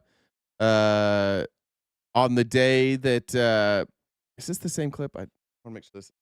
I think there might be parts of this. On the day that the Epstein files, the fake ones, were released. Here was Alina on Piers Morgan. Now remember, it is important with Alina Habba that she's on the record of saying it's more important for her to be pretty than smart, and she's doing a great job here, at least not confusing anybody with her intelligence. We're told are to be imminently unleashed, and already we saw the Attorney General Pam Bondi say that it's the scale of what happened is far worse than anyone realized. Well over 200, maybe 250 victims, and that we're going to get information either later today or tomorrow from these files. What can you tell me about that? I believe it will be today. I was just with, I saw Pam and Cash in the White House just before coming on your show. And I can tell you that. No, Devil Boy, I'm saying that not everything we believe is a lie. Everything you believe is a lie. I want to be very, very clear about this. All politicians lie sometimes. Donald Trump lies almost all the time. Your entire belief system, everything you believe about immigration, everything you believe about the big beautiful bill, everything you believe about taxes, everything you believe about the history of this country, everything you believe about DEI, everything you believe about trans people, literally every single thing that you believe as a party is based on lies. So let's be clear on what I'm saying. All politicians lie. All human beings lie. Very few human beings lie about fucking everything. Everything your party claims to believe, all the justification for passing bills that you guys do, it's all a lie. Some politicians lie more than others. Your party, your entire ideology is one big fucking lie. So let's be clear on what I'm saying. And I am clearly saying that is not the DNC. They don't do that. They don't lie about fucking everything. Because they don't have to, it's kind of nice. Like, we don't have a dipshit that lies all the time that we have to blindly defend. We don't have that. You guys do. We don't have kings over here. We don't worship single people over here. When somebody on our side of the aisle says something we don't like, we turn on them, not you guys. When Donald Trump says something you don't like, you just change your opinion. You don't turn on him, you change your opinion. I haven't been privy to it yet, but I know it is coming out. They will be taking portions of it. We have to be patient. And I said this last night at a dinner with some media, and I said, I think America needs to remember one thing. We are going to be promises made, promises kept. But when you're dealing with victims. And by the way, this is a perfect example of a case that was vetted, that went through trial, that had testimony, and was prosecuted the right way. I don't preemptively attack. That's just not the way I operate. But in this case, in Epstein's, We don't preemptively attack over there on the right. They smear everybody. Every court case that she was involved with, she smeared the prosecution. She smeared the witnesses. She smeared the process. She smeared the courts. That's all she does. You know what she does? She preemptively attacks, and then she gets her ass beat in court. She's a terrible fucking attorney. She can't file paperwork correctly. She fucked up, and Donald Trump didn't get a jury because she's so bad at her job. She's a dog shit attorney. All she does is go on TV and attack people. Then she's like, "That's not who I am." That's all that you are. That's the only redeeming quality for you in Trump's eyes, is that you do this. You're an attack dog. You go on the news and you smear people. When it comes to your real job of being an attorney, you're fucking terrible at it. You're so bad, like historically bad at it. case, it is incredibly disturbing. We have flight logs, we have information, names that will come out. Is it going to be shocking? I don't see how it's not shocking. That was the part we showed already. Okay. Yeah, well, it turns out it wasn't very shocking, unless by shocking you mean that there was going to be no information. Just a reminder, we are crowdfunded. I appreciate you guys doing a great job knocking out that gift goal every day. This is how we operate. There's different ways to on TikTok. Please make sure that you're gifting. That keeps us from getting taken down. And then over here, obviously on other platforms, we have options for donations, super chats. And as a reminder, on TikTok, Twitch, and YouTube, we have paid memberships. That gives you, so this Friday when we debate, that will be subscriber only, and my microphone will work. That way you don't have to hang out in some of the grosser places that we go to have debates. You can hang out with your friends. So make sure you're subscribed on some level if you want to be part of those subscriber only events like we had on Saturday. And shout out to our subscribers that were there on Saturday. Appreciated being able to at least jump in the Discord and on YouTube and see some friendly faces. All right, moving on to the tariffs. I do think we should be reminding Republicans daily that the Trump family, they love talking about IQ. They love talking about how dumb people are. This is a family full of people who went to Wharton, and none of them can do math. And I think we should play this video as often as we possibly can. Here's the Trump family, Donald, Don Jr., and Ivanka, and all showing that they can't do simple multiplication is too much for this family. The thing about Wharton is we know those people. We grew up with people whose parents did donate the wings to Wharton, and they didn't get in. So it's not, he couldn't buy our way in even if he wanted to, really. All right, I'm going to ask you a tough question. Yeah. Wharton School of Business. Yes. What's 17 times 6? Come on. What is it, calculator? See, that's not a practical... 96? Wrong! That's not a practical way to determine somebody's intelligence. What is it? What's 17 times 6? Everybody in the chat, Republicans, Democrats, just give me the answer. What is 17 times 6? I see already one person has the answer correctly. You can do math however you do it. We've got a new subscriber. Boy, there are some bad answers. There are some bad answers. Oh, there's so many bad answers. There we go. Getting better now. All right. I just now let's see how the Trumps do. The correct answer is 102. Now let's see how the Trumps do. First, Ivanka says, "Fuck that! I'm not doing math." She's like, "That's not fair." Don Jr. is like, "All right, I'm going to figure this out in my head." It's not a practical... 96? Wrong. 94? Wrong. That's not a practical application, though. Ivanka, 17 times 6. It's 11. It's 1112. It's 1112.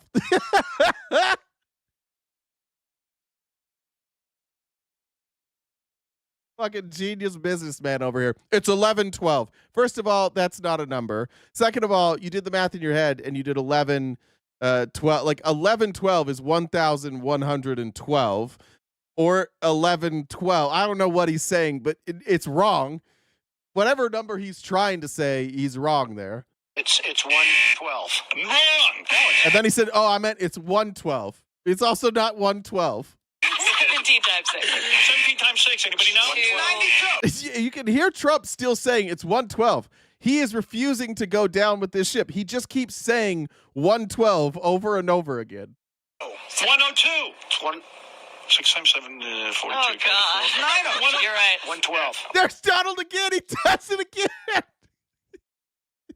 112. These guys, this is the genius businessman. Nobody in their family can do basic fucking math. These are not bright people. They just talk and they're dumb. And other dumb people are like, oh, they sound like me. Yeah, there's a reason for that. There's a reason if you're bad at math and you're bad at business that you think he's good at it. Because he's on your level. You just weren't born with $300 million and no discernible integrity. 112. It is 112? 112. Yeah. Look at you genius. Right, the kids didn't know. Dad? That's why you're dad. That's why I'm dead. And this perfectly illustrates Donald Trump. They just did the math, and now they've decided to agree on a wrong answer. Donald Trump has convinced everybody here to agree on the wrong answer. And that is legitimately, oh, he's rich, he must know. Yeah, you're right, 112. Well, I have a question because The two richest guys in the room came the closest. I want to go back to 7 plus 4. Oh my goodness! Get a What piece is of it, paper. Benji? 6 times 20 minus 2 times 6. They all just agreed. And that's what you guys have done too. This is how Trump took over the Republican Party. He just kept screaming things that weren't true, and eventually he convinced you that you were crazy, that he was actually the smart one. And that's where we're at. He's using alternative math. The thing is our friends have rich parents, and their parents couldn't get them into Wharton, but we got into Wharton. Ivanka just checked the fuck out, by the way, which I appreciated. Do you want to track? This is according to numbers yesterday. Donald Trump said 90 days and 90 deals. We currently have 0 deals, and it's day 96. Update from negotiators in London. Have you gotten an update from your team in London negotiating? What? Louder. Have you gotten an update from your team in London negotiating the China trade talks? We are doing well with China. China's not easy, just like your home country is not easy there. I think we're doing very well. They're over there now. I'm only getting good reports. It's a little early, but they'll be calling in soon. In fact, probably when I get back, I'll have my first call from them. We want to open up China. And if we don't open up China, maybe we won't do anything, but we want to open.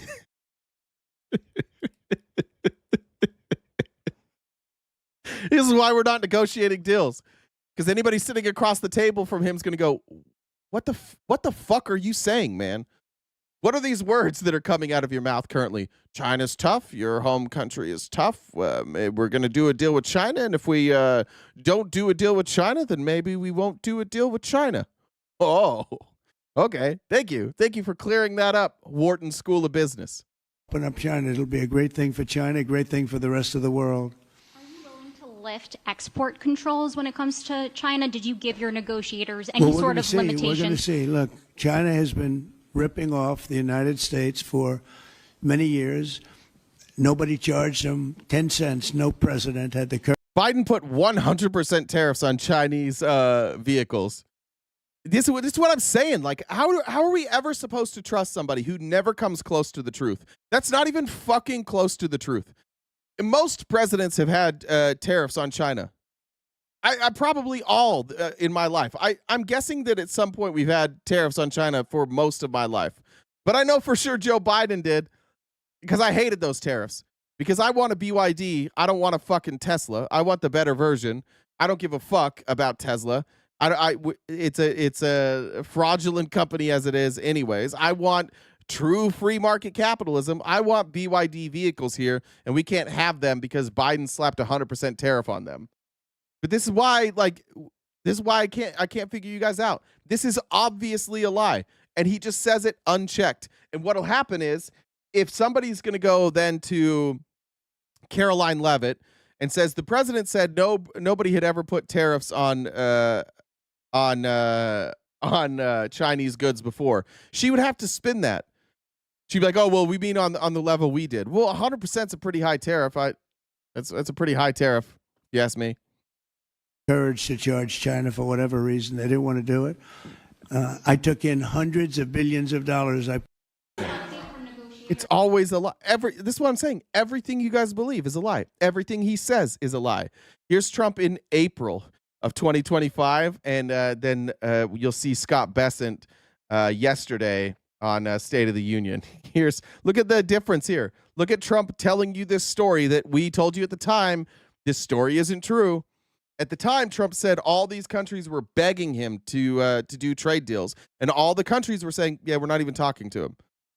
Nobody around the world was confirming this, but Trump can't even say just like they're calling. He has to say it this way. I'm telling you, these countries are calling us up, kissing my ass. They are dying to make a deal. Please, sir, make a deal. I'll do anything. I'll do anything, sir. Why haven't we seen? Whoops. Where are those deals? And were they kissing his ass? Were they calling up and kissing his ass? Republicans, raise your hand real quick before we play this clip. Raise your hands if you believe that all these countries were calling Donald Trump and kissing his ass. Just put your hand up if you believe that story is true. You're talking absolutes as you repeat misinformation? Yeah, I am. That's fair. I think that's fair. I am speaking hyperbolically by saying everything you believe is a lie. There's probably some things you believe that aren't lies. That's fair. I just don't ever hear them from you. Raise your, where are the hands that are being raised here? Raise your hand. Where's my Republicans? Who believes that these countries were calling and kissing his ass? You guys got real quiet there for a second, didn't you? You guys all take a break together? You all in the bathroom together right now? Well, let's just see. Here's Scott Bessent, Treasury Secretary, largely responsible for negotiating these deals. Scott Bessent will tell you how many of these people are calling him and kissing his ass. Anything, sir. Why haven't we seen the kind of deals that he promised in the last 90 days? Again, he didn't promise this, and when we send out the 100 letters to these countries, that will set their tariff rate. So we're going to have 100 done in the next few days. And but that's not a deal, that's a threat. No, that's the level. That's the deal. If you want to trade with the United States, this is. But that's not a negotiation. That's just a many of these countries never even contacted us. So. Oh, they're all calling and kissing my ass. Bessent, yeah, they weren't calling. They didn't even call us back. We couldn't even get a return call. We got hit with. You know that Taiwan or North Korea or South Korea. Japan, wrong number, dog. Sorry, wrong number. Who's this? I forgot to save this number. Who is this again? No, they weren't even calling. This guy just jacks himself off in front of you, and you all watch it, and you're like, yeah, look how cool Donald Trump is. All these countries are begging him. And then when it comes time to discuss it, Scott Bessent's like, yeah, well, the problem is we kept calling them, and they didn't even take our calls. And so now, because they won't take our calls, we're just having to slap tariffs on. There's no trade deals. There's no negotiation. We're just going to have to slap tariffs on because legitimately nobody takes us seriously.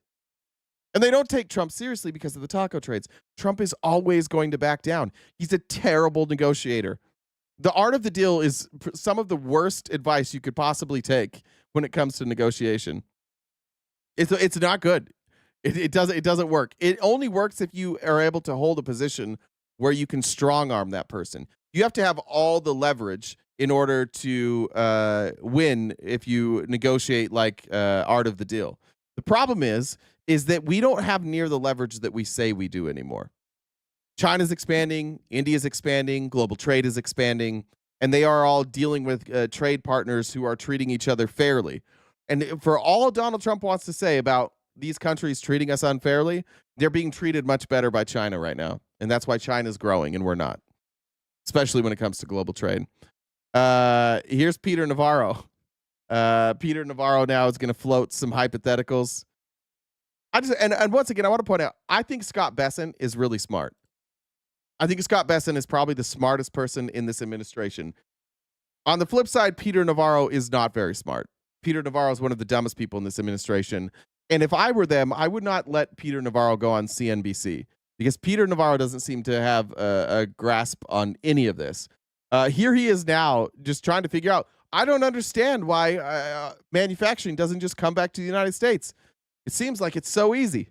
I do want to know, as the trade person, I've not seen you lately for trade. We've got some things that disturb me. You have a great American company that arguably has put 2.9 million people to work in our country, which is Apple.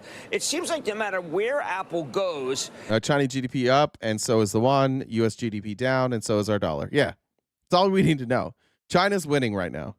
we find that they have to be taxed high. And I know that they're committing $550 billion to the country, and unless you directly contest Tim Cook's honor, what is enough for you? Apple, look, Jim, going back to the first Trump term, Tim Cook has continually asked for more time in order to move his factories out of China. I mean, it's the longest running. Thank you, Jamie. Happy Monday to you as well. Soap opera in Silicon Valley. And my problem with Tim Cook is he never takes the steps to actually do that. And with all these new advancements. Yeah, they don't give a fuck what you say. All of these tech companies like Apple are just stringing you along because they don't want to bring manufacturing back here. They're just trying to outlast you. They don't want their manufacturing here. They know that it's not feasible for them to do their manufacturing here. So they're just stringing you along and making you all look like idiots. That's what Apple's doing right now. Apple has no desire to make the iPhone here. Manufacturing techniques and the way things are moving with AI and things like that, it's inconceivable to me that Tim Cook could not produce his iPhones elsewhere around the world and in this country. But India so he does. He's moved manufacturing around. It's not just in China. There are other places around the world where they are now doing manufacturing. The only place that they don't want to do manufacturing is here because it's too fucking expensive for them. Something you wanted come on, at it's one a point. technological You wanted problem. India, you wanted Vietnam. Suddenly, these are not easy decisions. You wanted us to leave China. Apple is trying very hard. They're a huge manufacturer. How about something like this? Apple's a great company, and they're our gem of our country. And what we're going to do is we're going to respect that they moved to India when it comes to us. We sure wish they would do more, but they're doing $550 billion away from that.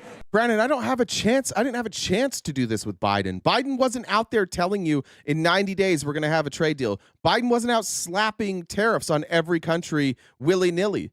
I couldn't. Did I criticize Joe Biden? Yes, all the fucking time. Did he ever do something this fucking stupid? No. Trump is getting his dick kicked in on trade deals because he's a fucking idiot and it's hurting American citizens. And my biggest concern is that after taking L after L after L after L after L, you guys are still saying this is working. And Peter Navarro's still saying this is working. And Trump is saying this is working. It's clearly not. How do you explain? Our GDP is dropping. We're not bringing back manufacturing jobs. As Amy said, our dollar is not as strong as it once was. We're deporting labor right now. We are not, nothing Donald Trump said he wants to accomplish is going in the, like, if we saw that at least was going in the direction of him accomplishing his plans, fine. But it's going in the opposite direction. It's only hurting Americans. I'm trying to think of like what positive benefit we've seen from the Trump administration. Those MAGA folks here in the chat, you can let me know. But what positive benefits are we seeing right now? Just that immigrants are being deported? What are the things that you could attribute to actions Trump has taken that have moved our country in a positive direction? I have a difficult time finding those. What more do we need from this great American company? Jim, let's simulate that. You and I cannot solve Apple's problems today on this show. What I'm really concerned about is what's going on with the Federal Reserve today. All right, well, I did want to ask one more thing. Yeah, now they're like, yeah, I don't want to talk about that. I want to talk about how the Federal Reserve is telling us that none of our economic policies make any fucking sense, so they can't project the future because they're worried that this nonsensical trade policy will continue. So now they just want to bitch about the Federal Reserve. They don't want to address any of the dumb shit that they're doing. They just want to blame everybody else. Nothing that he's doing is working, folks. the ideological drive to support him is silly. It's not working. You may be right that, like, if he did, there's certain things that he might accomplish that I would still disagree with. But what is he accomplishing here? We had trade deals with all of these countries, and now we don't. And now we're just going to slap reciprocal tariffs on them. And so that's going to make them feel like we're not very good faith. We do not have the leverage that you think we do. These countries, a lot of places, they can find trade elsewhere. They can subsidize their trade elsewhere. And that'll cause potentially capital flight. The stuff that you guys all blame immigrants for could actually happen because Donald Trump doesn't know how to negotiate. And also doesn't seem to understand, like, basic economics. This is still on CNBC.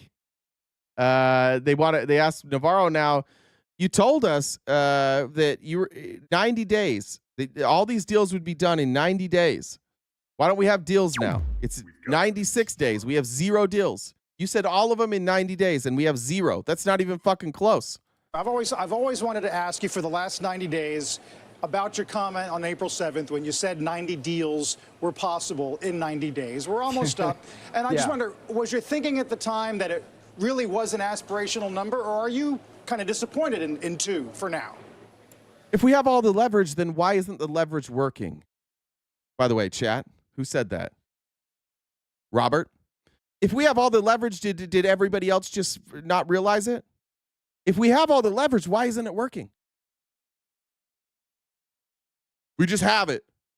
Donald Trump is one of the most successful businessmen in the world. He absolutely knows how to negotiate. No, he doesn't. He's a terrible businessman. He's historically one of the worst businessmen in this country. Every business, every corporation he ever started failed. Every one. Every single corporation he ever started failed. That's a bad, until now, until you have True Social, which is propped up by, like, foreign money. Thanks for the sub. That one, it's bleeding money, but somehow the stock price goes up. He's a terrible businessman. He's one of the worst of all time. He was broke when he did The Apprentice, and that wasn't his idea. It wasn't his business. It was somebody else's idea to use his personality as a villain, and then he made a bunch of money off of that. He's a terrible businessman. You're out of your fucking mind if you think he's a good businessman. We have all the leverage. He's the greatest, and that's why we're losing on all of these trade deals. That's why nothing he claimed he could accomplish is being accomplished, because he's so good. They just don't realize how good he is yet.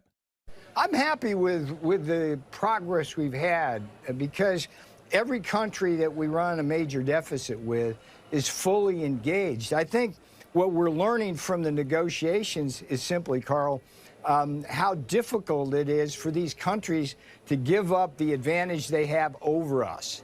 And so therein lies the tale. I think the negotiations are proceeding well. And by the way, you know what we did not expect is when we started doing these trade deals, we had no idea that these other countries wouldn't just accept shitty trade deals. We thought that if we went into them with Donald Trump and his dumb dick length ties, we thought we'd go in there and they would just negotiate deals that are bad for them. But unfortunately, what we're finding out is they don't want to negotiate shitty deals. They want to negotiate deals that benefit them. And that's really fucking us up here. We weren't prepared for that. We weren't prepared for them to say no. In all of our planning, we never thought the people would look across the table and go, no, thank you. And we were not prepared for that. We had no contingency plan for that. The tariff revenues are coming in and really helping this country. It's helping us so much that we had negative GDP growth. I've always wanted to ask. I wonder what they'll say. That's a fair question. What will we say if they work? I'll admit that they work. But when are you going to admit that they're not working? How much time? This is a problem with all of you.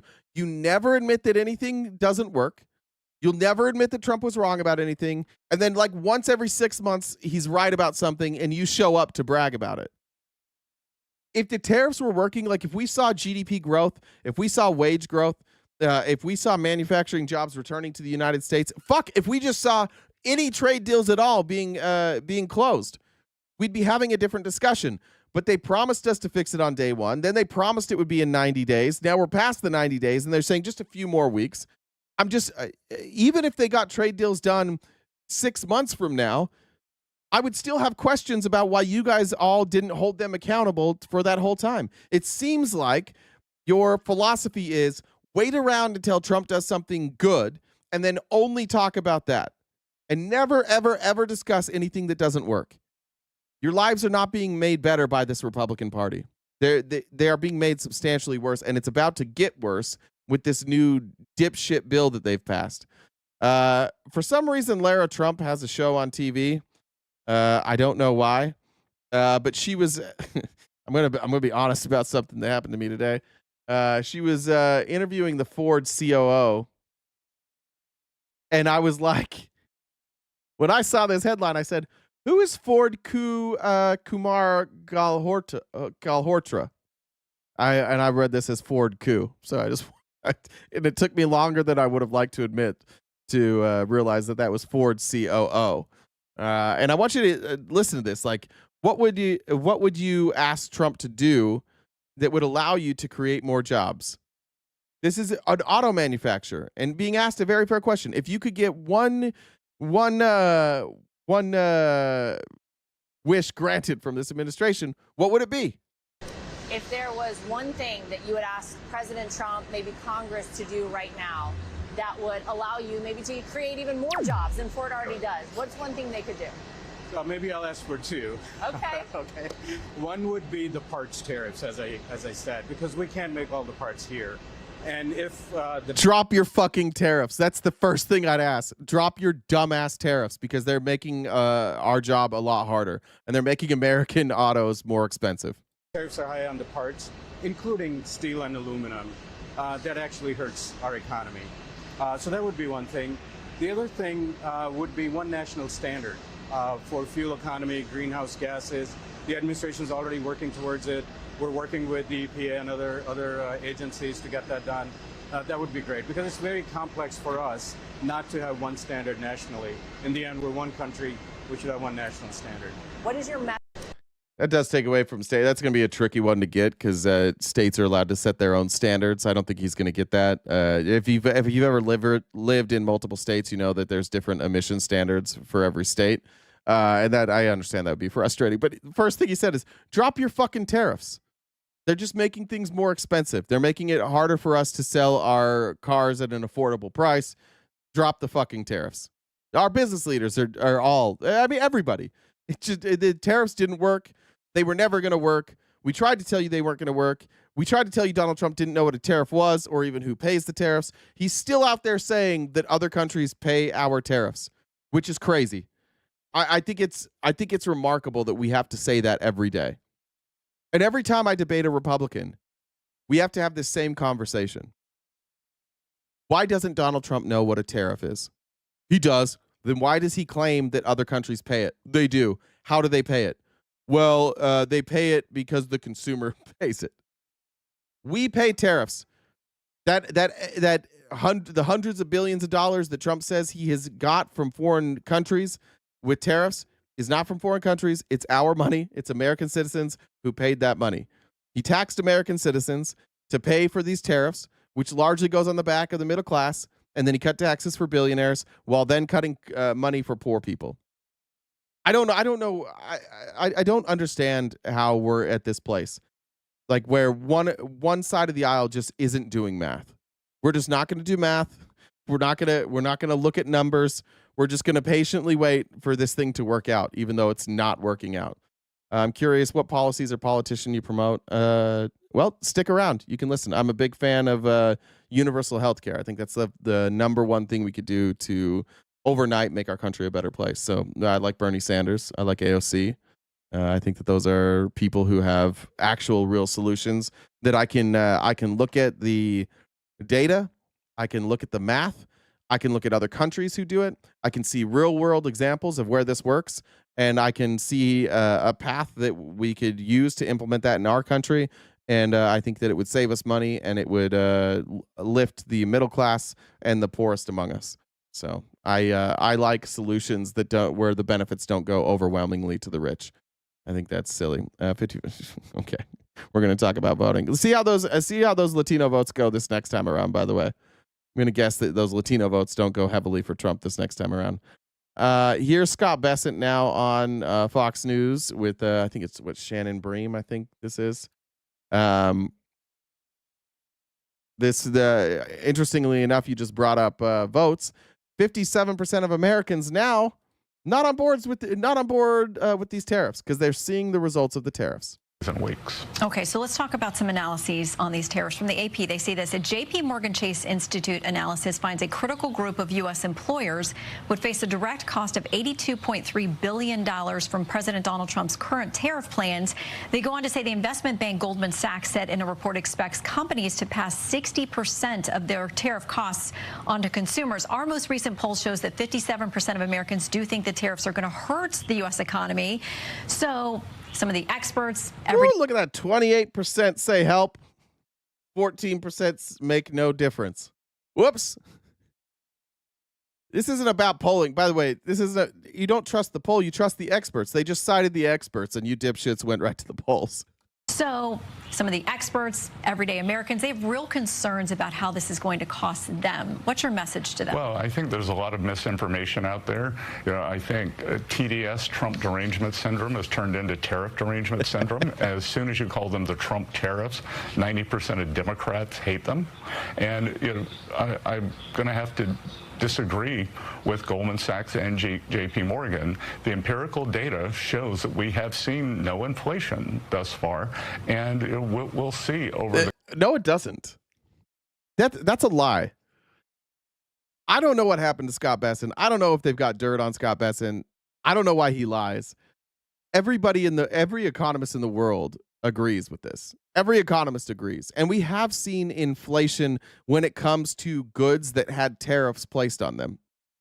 We've not seen overall inflation rise significantly because tariffs by themselves aren't just going to cause massive increases in total inflation. But for example, they use this in the congressional hearing, but we announced a 10% tariff on bananas. The price of bananas went up 8%. We announced a 10% tariff on chips, or whatever not 10%, whatever the NVIDIA chips, the microprocessors. We announced a tariff on the not ingredients, I guess. The ingredients is the wrong word. The components of microchips, and the price of microchips went up.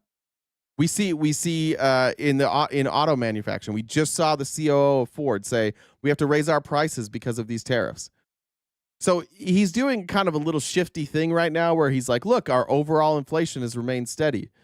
Yeah, but you're still going to see inflation on goods. And if you keep blanket tariffs on these goods, it absolutely will cause inflation. There's no way for it not to cause inflation. I don't know, because Scott Bessent is smarter than this.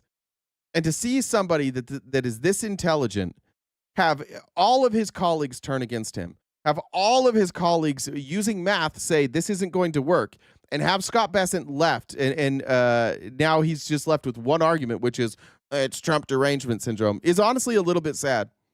That's how defeated he is. He can't combat it mathematically. He can't combat it by consensus. All he can say is all of J.P. Morgan, Wharton School of Business, Harvard, all of these economists just have Trump derangement syndrome. That's what he's left with.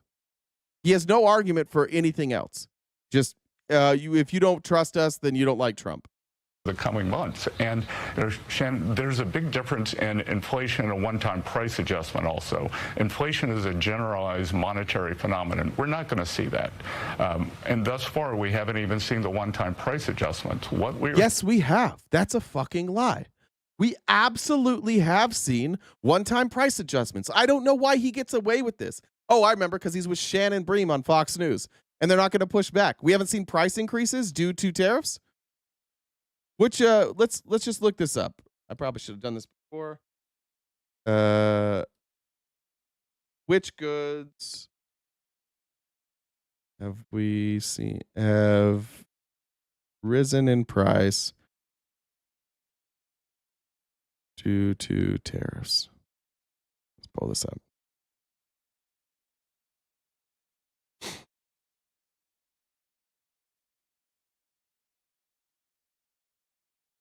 All right, apparel prices are up 28%.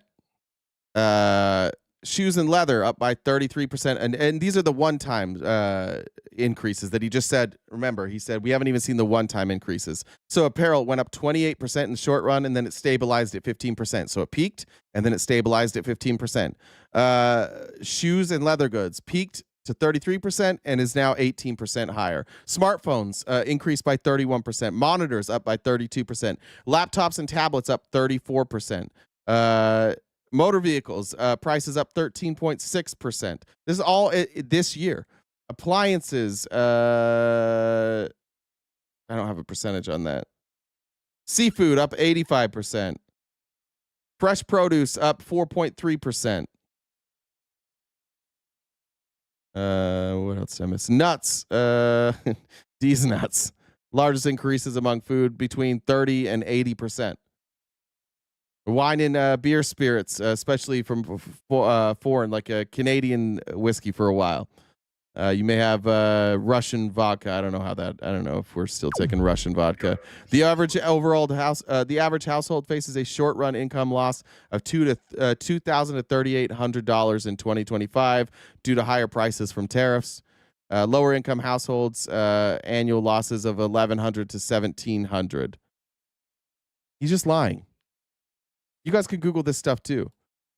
You can check all of these too. He just sits up there and lies. That's what they do all the time.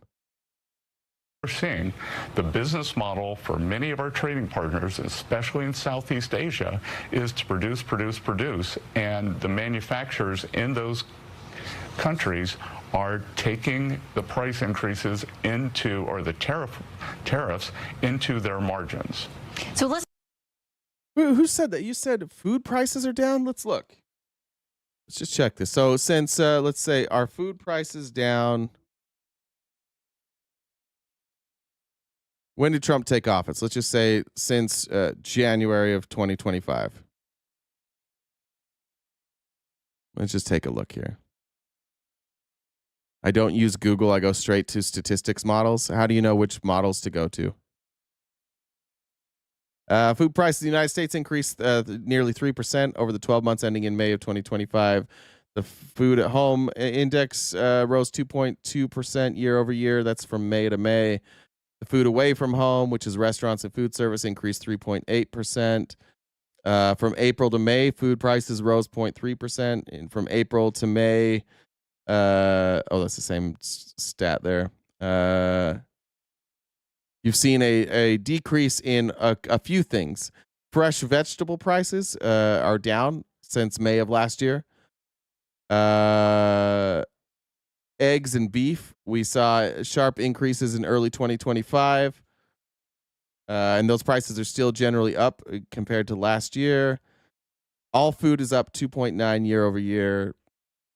The only thing that appears to be down is vegetables. There you go. So no, wrong again.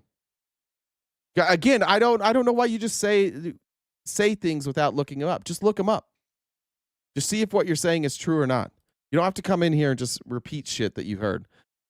What was this one? This was Besant here. Being pressed now on Trump's budget bill. And says Trump said that countries would not go back on the reciprocal rates until August 1st. So day one became 2 weeks, 2 weeks became 90 days, and now we're looking at August 1st. Move on to trade, and it's amazing how quickly things move. I know yesterday you said by Wednesday we might have a couple of more deals to announce. I know it's Monday, it's not even 9 o'clock yet. Can you give us any idea whether that's likely? Is India, is that in the mix? Can you break any news for us here that something's going to happen in the next 48 hours? Yeah, we are going to have several announcements in the next 48 hours. And, Joe, I think what President Trump is concerned about is the quality of the deals, not the quantity. as you could imagine. Well, then why'd you say 90 deals in 90 days? Why didn't you say it'll take how long it takes? We're just going to make sure to have quality deals. Why did you guys go out there and say 90 deals in 90 days? We'll do it on day one. It'll be in 2 weeks. 90 deals in 90 days. Stop promising shit and then getting mad at us at the end when we're like, hey, what happened to 90 deals in 90 days? Well, we're not concerned about that. Well, could you stop saying shit then?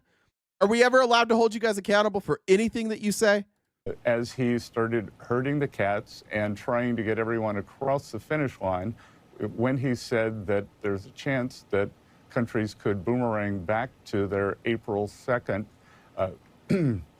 reciprocal tariff levels, we've had a lot of people change their tune in terms of negotiations. So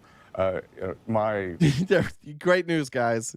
They're not signing any deals, and we have no idea when these deals will be ready, but they are changing their tune. They might have just changed their... I'm assuming what he's talking about is that they changed their hold music, because it doesn't appear from his earlier statements that anybody's picking up the phone. So when he says changing their tune, he might mean that legitimately, like the tune of the hold music is different now. As a reminder, we are crowdfunded. Just a quick set of announcements before we keep going. There's all the options to pay up in the top and on the bottom. If you're on TikTok, make sure you're gifting so that we don't get taken down and we can keep our representative here. We also have paid subscriptions. And as a reminder, this Friday we'll have another debate. You do have to be a paid subscriber to watch the debate with us. So you can get paid subscriptions on TikTok, Twitch, and YouTube. But anything you can do to help us knock out that goal would be greatly appreciated. Back to Scott Besson on hold. My mailbox was full last night with a lot of new offers, a lot of new proposals. So it's going to be a busy couple of days. But importantly, too, that President Trump has said that the countries would not go back to the reciprocal rate until August 1st. Now we've pushed this out to August 1st now, where they'll go to the reciprocal rate. But don't worry, guys, his inbox is full. Inbox full. The debate is Friday night. I don't have a time on that yet. Then we want to talk about what Amy Lynn brought up earlier, the instability of our dollar. As our GDP crashes, the value of our dollar is also crashing. And CNBC obviously concerned about that. Ask Scott Besson about the instability in our dollar. At this point, you're still Treasury Secretary, so I need to ask you about the dollar. And it actually is a sort of an issue that, the markets are at new highs, equity markets, the bond market has been behaved after the big, beautiful bill. But people looking to nitpick or looking for something to really be concerned about, talk about the dollar's behavior since the beginning of the year. I think it's the worst start of a year in 30, 40, 50 years. Was it overvalued, Mr. Secretary? Was this long due? And given the recalibration in global trade the president's trying to effect, is this to be expected and actually welcomed? Well, Joe, I was in the investment business 30, 40 years, and more than half my gains came from currencies. So I think I have a good... What he's telling you there that he's not saying loudly is that most of his money came... So this guy, Scott Besson, I don't know if you know who trained him and who taught him everything he knows. It's a guy named George Soros. He worked for Soros forever, and he worked in currency manipulation. That's what they were really, really good at, is manipulating currency so that they could make gains off it. So just so we're clear, when he says half my gains were off of currency, it was through currency manipulation. And more than half my gains came from currencies. So I think I have a good box to stand on here when I talk about currencies. And I can tell you that it's natural for currencies to go up and down. And yeah, it's natural for them to go up and down when certain economic indicators are being met or not being met. Yes, there are fluctuations. But he acts like it's natural, as if like the weather, right? Or like, it's sunny one day and it's cloudy the next. Not because of any actions of your own, but when our currency goes up and down, there are reasons for that. It's not just like it's not just an organic being. They're asking you right now why it's going down, Scott. They want to know why the value of the dollar is going down, Scott. And you saying, well, sometimes it goes up, sometimes it goes down. That works for MAGA because they're like their dipshittery knows no bounds, and they don't really fucking care. They just want to make sure that you don't say anything is Trump's fault. So this works. But it goes down for a reason, Scott, and that's the question they're asking you. Could you give us an answer on why the value of the dollar is falling? Is it possibly connected to the negative GDP growth, Scott? No, it's just a natural occurrence that happens naturally in the wild.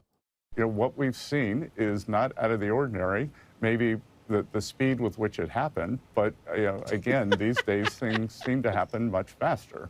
Yeah, it seems to happen a lot faster these days. That's weird. Normally the dollar, like it slowly drops, but it's these sharp crashes that we're concerned about. It's the bipolar nature that our stock market is reacting in right now. Yeah, Scott, that's what we're concerned about. Normally it's more predictable, and normally it's more steady. What we're seeing right now is massive shifts all the fucking time. Yeah, Scott, that's what we're asking about. We want to know why this is happening now. But I don't know. I don't have any answers for that. Benny said, just an FYI, I looked up NOAA and NWS are under Department of Commerce, which is Lutnick. I don't know why Noam was talking for him. I realized that when we were going, that's why Lutnick was there. I'm not sure why Noam was talking. I'm not sure why anybody lets Noam talk, but good point. Amy said, Money Train, don't worry, I'm modest, but only in public, like a good ex-Mormon should be. That's right, Amy. Modest is hottest. Keep those shoulders covered. Don't let the world see your porn shoulders. Robin said, you are so appreciated. Thank you, Robin, very much. You're appreciated, Robin. Let me check. Jen sent me a message too. Oh, I got that one. All right. Sure. The bottom in the stock markets on April 9th, we had the fastest recovery from a 15% drawdown in history. And I would point to President Trump's first. Yeah. And what happened there? Trump backed down. This is the taco trades we're talking about. You know why we had the fastest recovery? Because Trump said something and it crashed the stock market and then he went back on it. That's what happened. They're celebrating it. It's fucking crazy. We had the fastest recovery in history. Yeah, after you fucked it up. And everybody saw what a colossal fuck up that was going to be, and they knew how bad this was going to be, so they reacted accordingly, and then the next day you're like, never mind, and then it went back up. That's what happened, Scott. We're not going to tell the truth about that, are we? First term, over the first year, the dollar went down about 7% when Tax Cuts and Jobs Act were passed in December. Then over the ensuing few years, the dollar went up. Yeah, I've heard people say that. I don't know enough. Like I see people saying that they're inflating the dollar on purpose, or deflating the dollar on purpose. If the dollar's worth less, the debt is worth less. I understand what you're saying, but you still have to pay it off in the same way, right? And I don't know that that's what they're doing or not. I could probably be convinced that's what they're doing. It would be nice if I felt like there was some sort of plan. But for me, that explanation just seems like somebody looking for an explanation for what they're doing. I think the reality is that everybody does what Donald Trump says. Donald Trump's a fucking idiot. He doesn't know how tariffs work. And he's just doubling and tripling down on this. And everybody in this administration has no choice but to do what he says and go out and try and figure out a way to defend it. I think that's what's happening. I don't think there is some sort of master plan. I don't think Trump has ever had a master plan. I don't think he's intelligent enough to have a master plan. But even if he did, it would be a weird thing for Republicans to say that they're like, we voted for Trump because he has this secret plan that none of us can explain, and we're just going to trust this secret plan implicitly, even though we have no idea what the master plan is.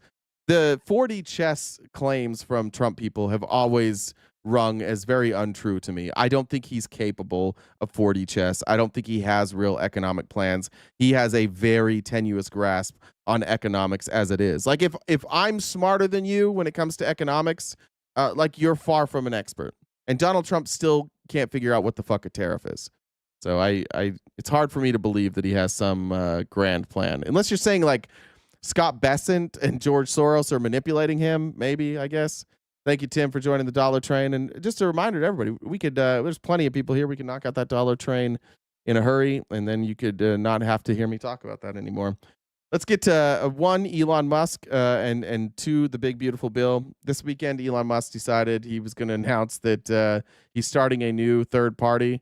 I think he's going to call it the American Party. Here's Harry Enton giving the data that I think everybody knows. I think that Elon Musk has run his course. I think he's deeply unpopular, and I don't think he has a base. I think he hijacked Trump's base. And I think Elon thought a lot of that love came from him, but that love was from Trump. The people that loved Elon, the people that were out there celebrating, defending him for his obvious Nazi salute, that was for Trump. And now that he has turned on Trump, those same people are turning on him. I don't think there's very many people who give a fuck what Elon Musk has to say at this point.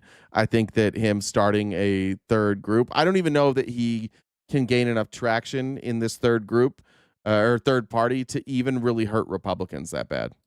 Yeah, this entire thing makes very little sense to me. It makes about as much sense as selling sand in the desert. What are we talking about here? What is the size of Elon Musk's base? Well, I calculate it to be about 4%, just 4%, 1, 2, 3, 4% of all voters. What is that base made up of? Well, it's those who view Elon Musk favorably and the GOP unfavorably. We're talking just about 4% of all voters out there, because it turns out most of the people who like Elon Musk already like the GOP already. That is, they already have a party for him. In my mind, there is just no base for Elon Musk's third party in the electorate, at least initially speaking. Tariffs work equals it's 11-12.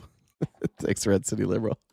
All right. When we talk about third parties at the presidential level, the candidate who most recently had the most success in terms of getting the most votes was Ross Perot. So how does Elon Musk compare to Ross Perot? Yeah, we'll go all He has the more way back money. in the time machine to 1992. I'm with you there. I think 4% is generous, too. I think they're being generous at 4%. And we will note Americans with an unfavorable view, i.e. essentially that Musk starts off with far more against him than Ross Perot ever did. Americans with an unfavorable view of Ross Perot was only 14% back in 1992. Now, the vast majority of Americans are already against Elon Musk, 58%. So what we're essentially saying here is that Elon Musk is going to go into an electorate that already dislikes him, is already against him, while there were far more people who are open to the idea of a Ross Perot third party or independent candidacy as compared to an Elon. Now, this is kind of a weird comparison, because it's not like Musk is going to run for president. And so you're comparing Ross Perot, who ran for president, versus Elon Musk, who's creating a third party. So it is difficult to compare the two. I think the only shot Elon Musk really would have of making this third party something that could work is, I think I thought about it this way. I thought about if I wanted to start a third party, and let's say I wanted Elon's money, because I do think Elon's money, there's a draw there. He's willing to spend some money. I don't think there's a way for me to do it. But even if there was a way, the only possible way to take Elon's money and build a third party would to be somehow have everybody convinced that despite Elon giving you money, he would have no say. You can't put Elon on stage. You can't have Elon be the spokesperson of the party. You can't have him be the face of the party. He's too hated. Democrats all hate him. And now you've got a bunch of MAGA who hates him too. I just don't think he's Ross Perot. People didn't really hate Ross Perot. I just think in order for Elon Musk to do this, he would have to back a candidate that a lot of people like, and Elon would have to be seen as not even part of it at all. So I don't think this is a very fair comparison here. And I think that's why 4% might be generous. I just don't see a path forward for Elon politically. Elon Musk third party in which the vast majority of Americans have already sided against the man from Tesla. So Elon Musk says he's going to play, the presidential election is years away. The congressional election next year. Thank you, Rob, for the donation. He says he wants to play there. What's the history of third-party candidates in congressional races? Horrible, awful, terrible, terrible, terrible. What are we talking about here? All right, elected to Congress from a third party since 1970, just 0.2% of all winners were either third party, independent, or write-in. We're only talking about 24 out of over 13,000 winners. I don't know what percentage of that would be this scenario, but I'm thinking off the top of my head, who has won elections as an independent. generally speaking, those are people who were Republicans or Democrats who left the party but already had an established name. So I'm thinking of like a Bernie Sanders or somebody like Joe Manchin or what Kirsten Sinema would have done. I think Justin Amash did this. Off the top of my head, thinking about independents, the only independents I can think of are people who were part of another party before, established a name, and then left the party. So even that number is insignificant. The bottom line is third-party independents, they just don't succeed. Donald Trump is right when he's talking about the fact that third parties, simply put, don't work. I will leave with this one coda, though. When you're talking about 4% here, it may not be about winning the race, but 4% has been enough to sway an election back and forth. Ralph Nader in 2000, as we were talking about, he could spoil it for the GOP, but he probably can't win it himself. Herron, thank you. Thank you. I do think, I just think it is incredibly wishful thinking for anybody who, the only thing this party can do is hurt Republicans. I don't think it can hurt Democrats. I don't think there's, I don't know a single person who voted blue who likes Elon Musk. I would just be shocked if he was able to pull any numbers from Democrats. I have this, if I had to guess, I think that Elon will do this. He'll gain a bunch of attention and eventually he'll capitulate because Elon Musk might have all the money, but Elon Musk wants the love and the love is Trump's. It's not Elon's. Almost everybody is willing to turn on Elon before they'll turn on Trump. I think this will end in like a reconciliation between those two. I'm not getting my hopes up that Elon will, pick very many people off from Donald Trump. Maybe I'll be wrong. I'd be happy to be wrong about that one, though. But I think ultimately Elon will just come back into the fold. Here is, I forget her name, Tandon from CNN, talking about the big, beautiful bill. And Elon's correct about the big, beautiful bill, that it's a massive bailout for rich people, that it's going to hurt poor people, and that it's going to skyrocket deficit spending. Here's the point that I think all of us need to do a better job getting across to our Republican counterpoints. This legislation takes health care from 17 million people. No. 17 million people will have fewer people will have health care after this. $1 trillion from Medicaid in order to pay for tax cuts for the wealthiest Americans. You could actually just do the middle class tax cuts and not the tax cuts for billionaires and just not do the Medicaid tax cuts and Medicaid cuts. You know what? And people would have agreed with that. That would have been 67%. We're never going to agree and to you give. didn't want We're to do never that, going to agree to 'cause give we Medicaid support- to illegal aliens. And It's we're never not going to illegal aliens. It's not illegal agree to let aliens. people You know sit at that. home, able-bodied people. And here is the problem that I have with Republicans. Here's the problem that I had with Stephen on Saturday night. All of these things that you talk about. Oh, well, what about the tax cut to the middle class? What about the no tax on tips? What about the no tax on overtime? Why can't you do those and not give a tax break to the billionaires? Our concern is where you're giving tax breaks and why. Why are you cutting from Medicaid? Because you have to pay for these tax breaks for billionaires. If you want to cut taxes for the middle class, I think you're going to get bipartisan support. If you want to do no taxes on tips, you're going to get bipartisan support. If you're going to do no tax on overtime, you will get bipartisan support. But if you do a bill where the overwhelming majority of the tax breaks go to the 1%, and the reason that you're cutting from the poor is to pay for the tax cuts you gave the rich, you don't also get to say, look at us. We're here for the middle class. You could do those tax cuts without the tax cuts for billionaires. And I don't think that any Republican should be able to publicly say we are the party that gives tax cuts to the middle class when they could have given that tax cut without the tax cut to the rich. You have to take Mira's word on that. Take Josh Hawley's word on it. I mean, Josh but yes, while apologizing to his constituents. Yes. Take Lisa Murkowski's word also on voted it. for it. Okay, who apologized to the American people for voting for it. Does Scott Jennings not remind all of you of Stephen? Where you just smile through every point. Like you hit him. She voted for it. Yeah. And she apologized for it. Josh Hawley voted for it and apologized for it. They knew how bad this would hurt their constituents, and yet they voted for it anyways. That's the point. The rich never needed this tax break. It was not important to give the rich a tax break. Whenever you bring up the able-bodied folks and undocumented immigrants, we're only getting to like 6 million. So you have like a whole other There's 6 also million. people who are duplicative, they're on in multiple according to states, and there are also depending people on the who are estimates. ineligible for other. I'm just saying there are millions and millions of other people that you're not accounting for, and those people are going to be affected. Children are going to lose coverage. They are going to be affected. So I think some of this is about honesty in advertising here with what's going on. I don't think Capitol she should Hill. be dishonest about it. What's going on Capitol You're Hill, lying and about it. if the Medicaid cuts are the price that Americans have to pay for tax cuts for everybody, including very wealthy people, then that should be what Republicans run on proudly. Okay? Yeah. Admit it. Stop running out there pretending that the smallest part of your tax cut, which is going to the middle class and the poor, just stop pretending that's what it was about. Apex Eater said there is a way to have a multi-party system, and that's to have multi-party primaries under the Democrat Party umbrella. Call them sub-parties or caucuses, and then they run under the Dem ticket in general. Yeah, we've been doing that kind of on this side, and been doing ranked choice voting. I think ranked choice voting is also very important. What's up, Jen? Hi. So this is when you were saying this, when you kept saying during the debate something about Stephen, do you remember? I don't know if it was a commercial or a viral video or what it was, but there was. Does anyone know what I'm talking about? Where it's like, "What are you doing, Stephen?" Does anyone else remember it? Please tell me. I know there's other people. I have no idea what you're talking about. Someone needs to send it to me so I can send it to Jay, because every time he said Steven, it reminded me of that video, and it was driving me absolutely insane. It was funny, but it was like, it would just trigger something in me every single time he said it. I'm looking it up on YouTube. I don't know.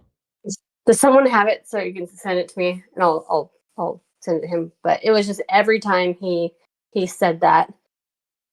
Laura C., that lady Laura. Fuzzer, do you have it? Can you send it to me? Because it was so funny. Every time you said it, it cracked me up, and I couldn't help it. It was just like my brain would ping pong all over the place for that one. But I'm looking. I don't know what this is. I can't find it. I'll find it while you do your announcements. okay.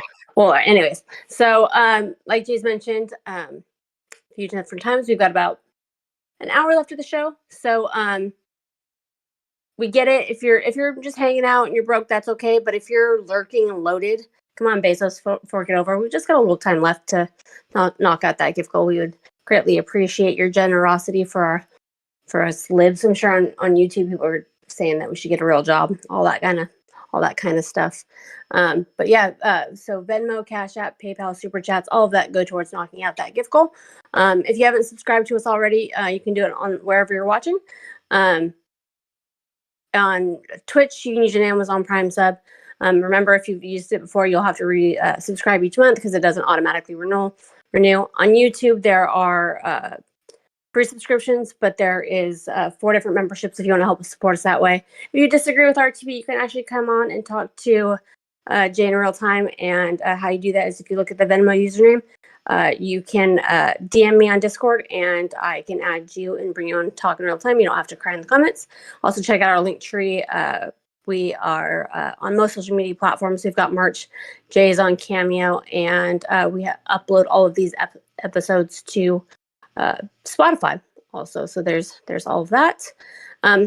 Why did the golfer go to tech support? Why did the golfer go to tech support? I don't know. Mm-hmm. To update his drivers.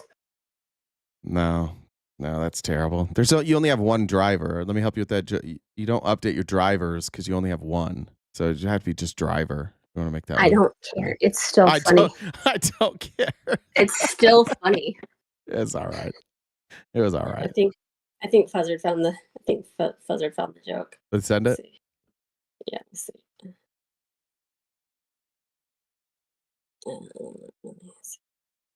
Michael said, so Jay can run a train. Thank you, Michael. Samantha said double dollar train. Thank you very much for that as well.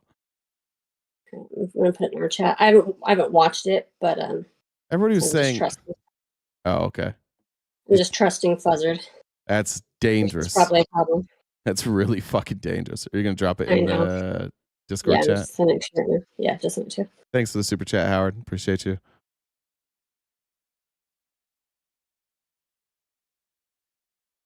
Is that the Howard Johnson? All right. Oh, I do remember this. All right.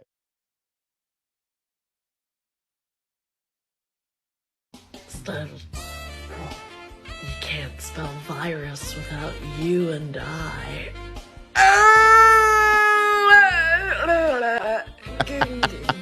Well, looks like I'm gonna have to file a complaint against TripAdvisor. Why? For not listing you as one of the best places to eat out around here. Leave me alone! Stop! What? Did you know I'm a shark? What? Yeah, I'm a shark. I've got some swimmers that I'd like to swallow. Oh, God.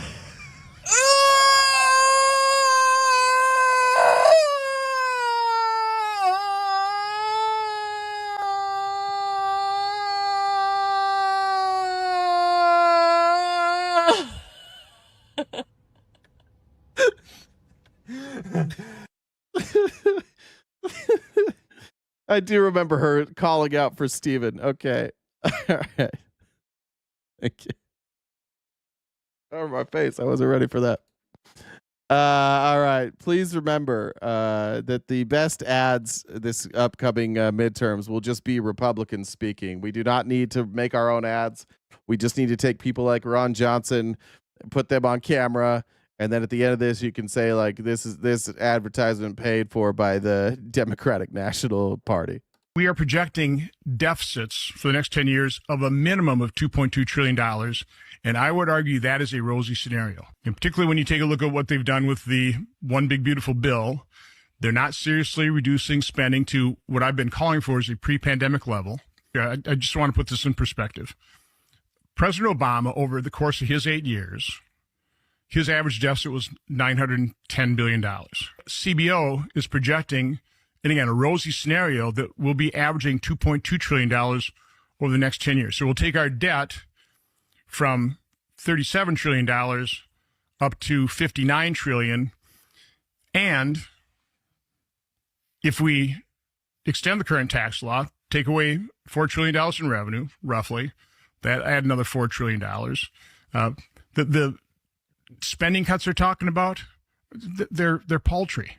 1.5 trillion. Some of those are fake. Some of those are extended way out. They're offset by out? 10 years. 10 years. Yeah. I mean, we'll spend the money up front for the border, for defense. So that also takes away from that 1.5 trillion in spending. So at most, we're maybe cutting spending 1.2 trillion. So what you're saying, like the numbers you're describing are like the bottom line numbers. This is not like higher math. This should be obvious to everybody. What's the reaction been? Well, they just ignore it. Again, one of the reasons I'm digging my heels. He's talking about you, Republicans. He's talking about you. You just ignore it. All of you, everybody who voted for this bill, you're just ignoring it. And why are you ignoring it? You're ignoring it because Daddy Trump told you to. Daddy Trump said, just ignore it, please. Mama Source, you said Jay would know more than me, but when I golfed, I had like multiple. I'll explain that. The driver is your 1 wood. The longest club in your bag is your driver. The next one down is called a 3 wood. Then you might have a 5 wood or a 7 wood or a 9 wood. And then you have irons, but you only have 1 driver. So you're just mixing up woods and drivers there. As the One Big Beautiful Bill comes over the Senate, is we haven't had the discussion or the debate. And what was beautiful about this before the One Beautiful Bill went to the Senate is they added an extra $8 trillion on top of it. I wouldn't, if I was a Democrat running, I would just play ads of Republicans talking about the reality of the Big Beautiful Bill before they were placed in their cuck chair and told what to do. But he's talking about you guys. When he talks about people just pretending that all of this is good, that's you. That's what Republicans are right now. They just do this. And they say, Donald Trump has a plan and I know it. And then they just go on with their life. Here is Mike Lawler responding to AOC trashing him on Twitter. And I would play this clip too. I would keep this clip handy and I would play it for my Republicans and undecided voters in the midterms. Before our interview, you heard Mark Meredith on the North Lawn of the White House there. You remember him from yesterday. You talked to him right after you got off the House floor voting on this bill. You told him then that you pointed out basically that in the number of tax provisions, they often do expire, and that's pretty common in legislating. Well, Congresswoman Alexandria Ocasio-Cortez caught that interviewer. Wasn't me, said Stephen is the bitchiest bitch of all bitches. That was pretty bitchy. We saw it online, and she wrote, "It's not normal. Lawler voted to make the tax breaks on billionaires permanent while making the no tax on tips, just for those making less than $25K, expire in just 3 years." This is this is what is sick about Republicans. This is how they do this. The tax break for billionaires is permanent. Why? Because that's who funds them. Why do the tax on tips expire in 3 years? Because Republicans want to use that in the next election to tell people that Democrats want these taxes on people making tips to expire.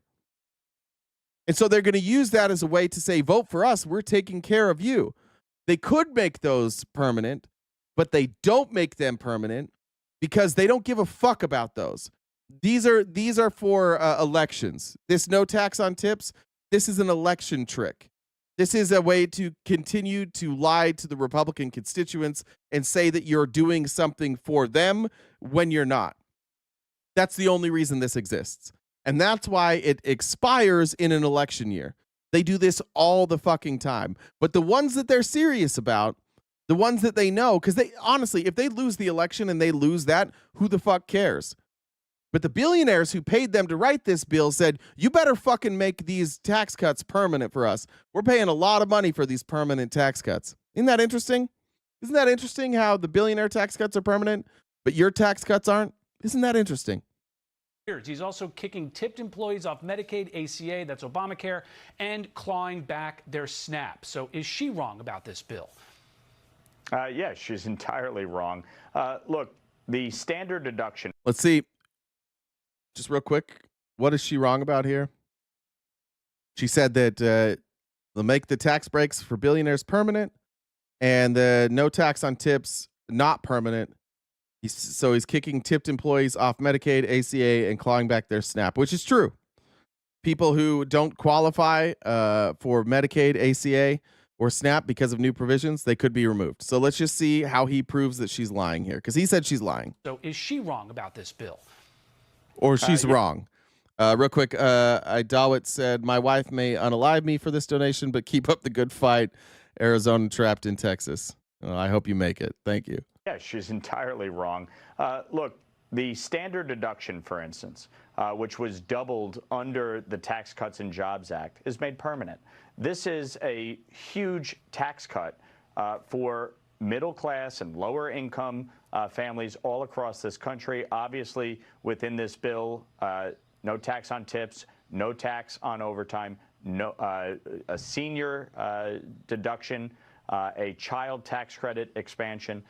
This is targeted towards the middle class and working class and lower income Americans all across this country. What was she wrong about then? He's going to tell us that she's wrong, and then he's just going to give us a bunch of generic bullshit about how this is for the middle class.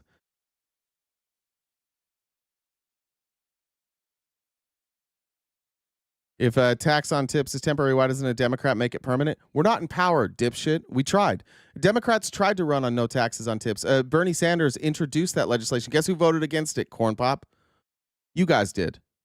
You guys voted against the no tax on tips. That's why we can't. We can't pass bills. We don't have enough people to pass bills right now. In any tax bill, there's always going to be provisions that expire. Some are made permanent.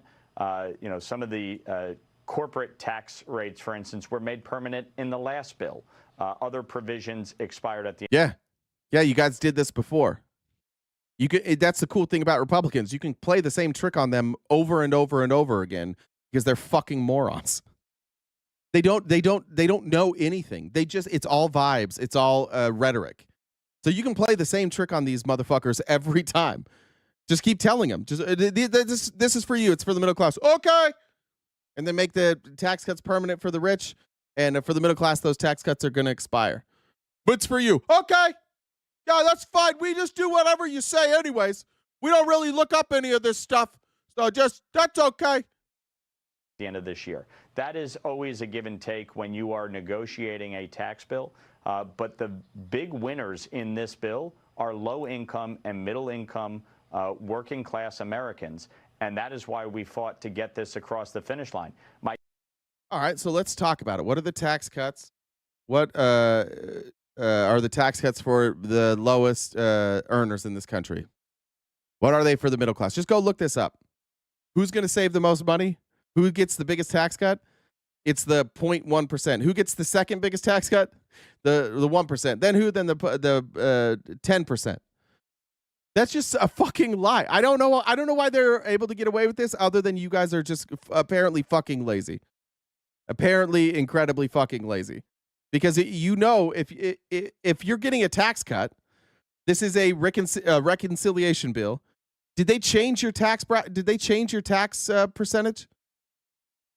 Did they give you a new tax bracket, middle class, or do you have the exact same tax rate that you had last year? Oh, it's exactly the same as last year? So how is this a tax break for you? If you're getting the exact same tax rate that you had last year, how's it a break for you? Just out of curiosity. They're lying. What they're saying is they created a tax bill where your tax rate would expire and go back to what it was previously, and they put it in an election year, or excuse me, in reconciliation year, and now they vote to extend your tax cuts, and they're calling it a cut. You're not getting a cut. You are going to have the exact same tax situation that you had last year, except for great news, everything's more expensive this year. You didn't get a tax break. There's no tax break for the middle class here. It's a reconciliation bill. It's not new. You're not getting new tax brackets. The corporate tax, they're getting a new tax bracket. That's going to drop by 6%. Carve-outs for the richest people in the country. There are tons of carve-outs that were added. Very few carve-outs for you. I think the child tax credit went up a couple $100. About it, right? You got obviously the overtime. If you're somebody who gets paid in overtime, you may see some benefit there. You may see some benefit if you're somebody who gets taxed or that gets tips. There will be some benefit, but mostly your taxes are going to stay exactly the same. While massive carve-outs are going. By the way, don't believe me? Why do we have to pay for $800 billion in Medicaid cuts? Why do we have to pay for that? Because we're cutting it somewhere else.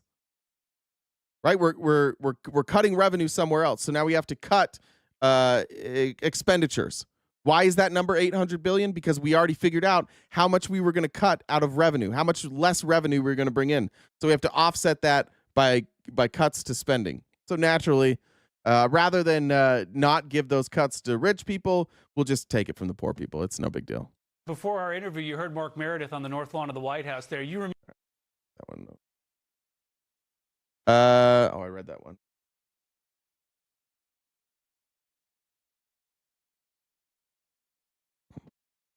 Engines. Let's play an ad while we're waiting. Like, nobody's as soft as a conservative. Ladies, you know what I'm talking about. Those conservative men are soft as shit.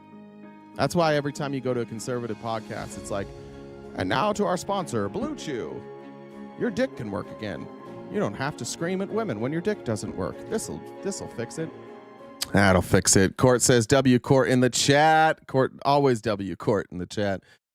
Pink says, thanks to Jen and the wonderful RTP fam. Thank you to you. Apex Eater said, I talk with maggots at work all the time. They never read source material. They are literally bouncing from TikTok to TikTok. They are easy prey. Facts. That's just true. Nothing. Any of these Republicans we've showed today. Every one of these clips. Every time they go on and they tell you about this tax bill, they just show up and they just lie to you, and that works for you guys.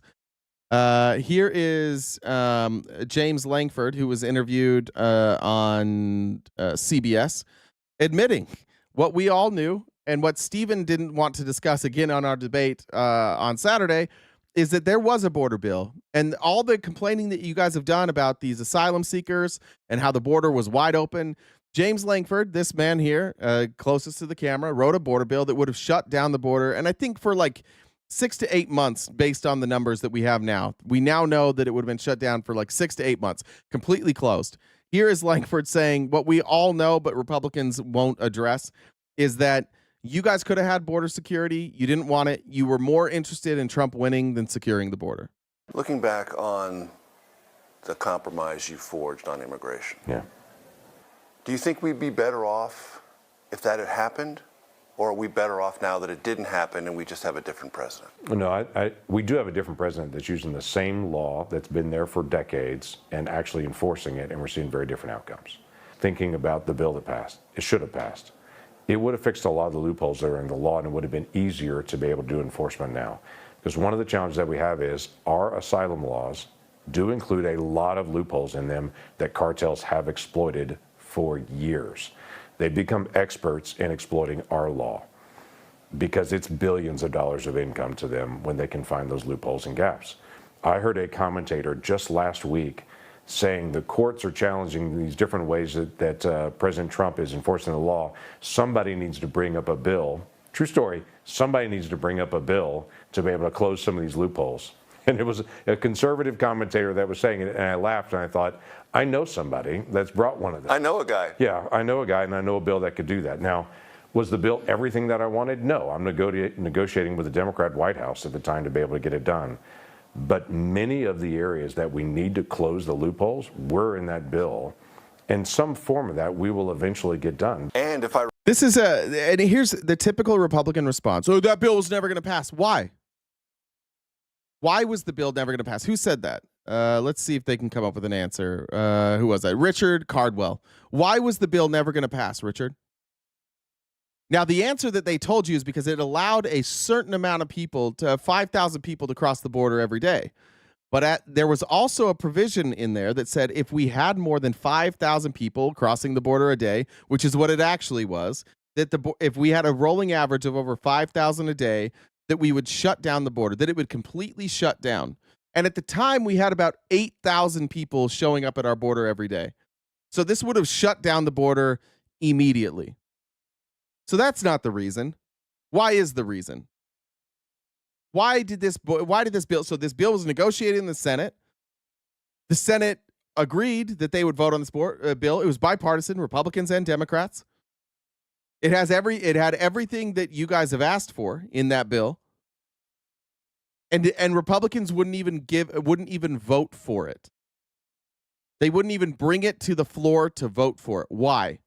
Well, Mike Johnson said that Trump and he talked, and it wasn't what Trump wanted, so he wasn't going to allow a vote on it. And Trump says, I called Mike Johnson, and I told Mike Johnson not to pass this bill. So it sounds an awful lot like they just didn't want to pass this bill. Sounds an awful lot like they cared more about Trump winning the election than they cared about securing the border. And this is the most disingenuous thing that Steven said and that you guys say, because you all know this is a fucking lie. You all know it's a fucking lie, that because Donald Trump wasn't president, that he had no influence over this bill. You all know that that is a lie. You all know that whatever Donald Trump says is the policy of the GOP, whether he's in office or not in office. And he threatened people. He was on Twitter telling people, do not vote for this bill. Do not vote for this bill. And then you're like, well, yeah, he might have said that, but nobody listened. Oh, they listened. They all listen. All of you listen. You cannot hand over the reins to Donald Trump when it's convenient, and then when it's inconvenient, you can be like, oh, he doesn't really have that much power. Yeah, he does. He absolutely has that much power. Because you know who people fucking hate now and hated for a long time is James Langford. Because James Langford publicly said this was a good bill. This would have fixed a lot of the problems we had at the time. And Republicans got mad at him. Donald Trump was tweeting at him. How dare you? How dare you say something different than what I say? The reason that Biden didn't pass a border bill is because Republicans refused to vote on that border bill. And just so that if anybody wasn't there, here's how this worked out. The Republicans said, we want a border bill. And the Democrats said, okay, if you want a border bill, we'll negotiate a border bill with you, but you have to fund Ukraine as well. And the Republicans said, okay, how about this? Come up with a border bill that you guys agree to in the Senate, and then send it to us back to the House. Send it to just like they did with this big, beautiful bill. Send it back to us with the Ukraine funding, and then we'll pass it. We don't want to pass Ukraine funding, but if you give us a border bill, we'll pass Ukraine funding. And the Democrats are like, cool. And they said, who do you want to negotiate this deal? And they said, James Langford. He's like our most conservative person. And he negotiated a bill that Lindsey Graham called the most conservative border bill ever written in the history of this country. And that bill, the Senate agreed on it, and it went down to the House. And what did the House do? They shoved it up their ass. And then the House said, you know what you can do? You can split this bill back up into two bills. We'll do a border bill and we'll do a Ukraine bill. You'll split it back up. We don't want it as one bill anymore. And so they did that. So they split the bill up. And what did Republicans do? They passed the funding for Ukraine, but not the border bill. That remained tightly inside of Mike Johnson's rectum, which there are rumors that is not the only thing that is tightly fit inside Mike Johnson's rectum. However, I cannot confirm that. That's what happened. They asked for a bill. They got a bill, and then Donald Trump called Mike Johnson, was like, no, dude, I need to campaign on this because I'm a fucking idiot, and all I have is fear. The only thing I can campaign on, and the only thing Republicans ever campaign on anymore, is fear. So I'm going to go out, and I'm going to lie to people, and I'm going to say that they're eating the pets, and I'm going to lie to people that this is an invasion, and I'm going to lie to people that Joe Biden could stop this, but he refuses to stop it, and I'm going to lie to the American people and say the Democrats should have passed a bill, which they did. Because you guys are the most scared, frightened little bitches on earth. Oh, I'm not supposed to say that. Little cowards on earth. There is nothing more frightened than a Republican. Republicans wake up every day frightened about everything. The debate we had with Stephen, his excuse for why he supports mass deportation is that there are people in his neighborhood who don't speak English, and they have too many cars in front of their house, and sometimes they litter. The reality is what Stephen was telling wasn't the truth. He said, our children don't feel safe. Have they ever hurt your children? Well, no. Okay, so why don't you feel safe? Well, because I don't feel safe. I know that's your feeling. Why don't you feel safe? Well, I don't know.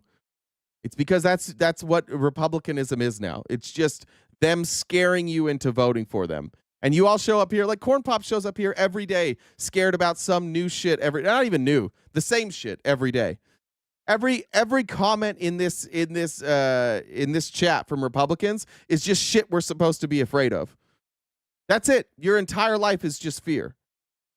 And that's why we can't have good things. And that's why we wind up in a situation where we're completely cucked to the dumbest president in the history of our country. I read that bill, legislative summary correctly, would have had more of the personnel to adjudicate things faster. Right. Yeah, we were adding more judges, we were adding more ICE agents, we were adding more Border Patrol agents, we added more border wall. We added additional funding that the administration is looking for now would have already been there. And all the stuff that Republicans just negotiated into this new bill, you could have had 2 years ago, but you had to have Trump because Trump is more important than any of the things that you claim you care about. It's more important that Trump be president than anything else for Republicans. He is your savior, your Lord and Savior. He's above Jesus for you guys at this point. It is Donald Trump first and everything else second. January 1 to be able to be there and ready to be able to go when the new White House is actually sworn in. So now, we would be better off if I hear you correctly. I do believe we would. One other thing, why can't any Republican spell loser? I've been called a looser and now a losser. Why can't any of you guys spell? How come every time you try to insult me back, you have to misspell it? I think we got to do something about the education of the MAGA. Would be, and I think the other thing is last year we had 1 million people that illegally crossed our border after that bill failed. That 1 million people wouldn't have been here. Looking back, your entire ideology is an act. It is a LARP. It is an act. It is a play. You're just being duped at all times. And I'd like to remind you, like if I get a pool noodle and go to the park and LARP with my friends and dress up in costumes, how's that any different than being a Republican? It's not. It's the exact same thing. This entire thing is a LARP. Tiffany, thank you for the donation for my non-job. I appreciate that, and I love my non-job. Thank you for being so supportive over and over and over, folks. All right, on with it. Here's Andy Bashir. Andy Bashir, who is a blue governor in a very red state and a very popular governor, is on with CNN talking about these work requirements and what they actually mean. Because Republicans are always doing this. They cut money from poor people, and then they claim that poor people are just leeches, and that all these cuts are just going to go after people who are gaming the system. Now, at the same time, they are cutting funding to go after rich criminals. Like, we're not tracking down rich scammers anymore. We're not prosecuting crypto scams. We're not prosecuting banks for stealing. We're not prosecuting banks for predatory lending. We're not going after blue-collar criminals, white-collar criminals. We're going after blue-collar, apparently Medicaid thieves. And we can't even show you any more than 3% of that $800 billion that is actually waste, fraud, or abuse. Here's Andy Bashir. Governor, this law adds work requirements for Medicaid on those who are able-bodied adults. Kentucky Republican Congressman Hal Rogers says adding these requirements, quote, protects the longevity of Medicaid benefits for our most vulnerable population and adds integrity and strength to Medicaid and SNAP assistance. One of the first acts of, as governor, yours, was to end Medicaid work requirements in Kentucky. Why shouldn't people who can work? Thank you, Susan, for the Venmo. Well, we want everybody that can work to work. And right now in Kentucky, we have the most people working, the most jobs filled, and the largest workforce in our history. And that is with our current Medicaid structure. That's because these work requirements really aren't about getting people back to work. They are about increasing the paperwork on everybody. That's the senior, because 70% of our long-term care costs are covered by Medicaid. And that's children as well, with half of Kentucky's kids covered by Medicaid. These work requirements aren't just for specific people. Everybody else has to check all the boxes saying they're not able-bodied. And what happens is when somebody misses that one box, they are kicked off for 6 months or more. Governor. Meaning families have to take that parent or grandparent in. It means they have to cover all those other costs. All this is more red tape meant to kick people who should get Medicaid off of Medicaid. Governor, I just asked. You're just lying, Brent. I personally know multiple people playing the system, young, healthy adults that just don't want to go back to work. What are you talking about? On Medicaid? You know young, healthy people whose lifestyles are being financed by Medicaid? How's that happening? How do they do that? How much money? They're getting cash payments from Medicaid? They're paying their rent with Medicaid? They're paying for their food with Medicaid? How exactly are they going about doing this? Please explain it.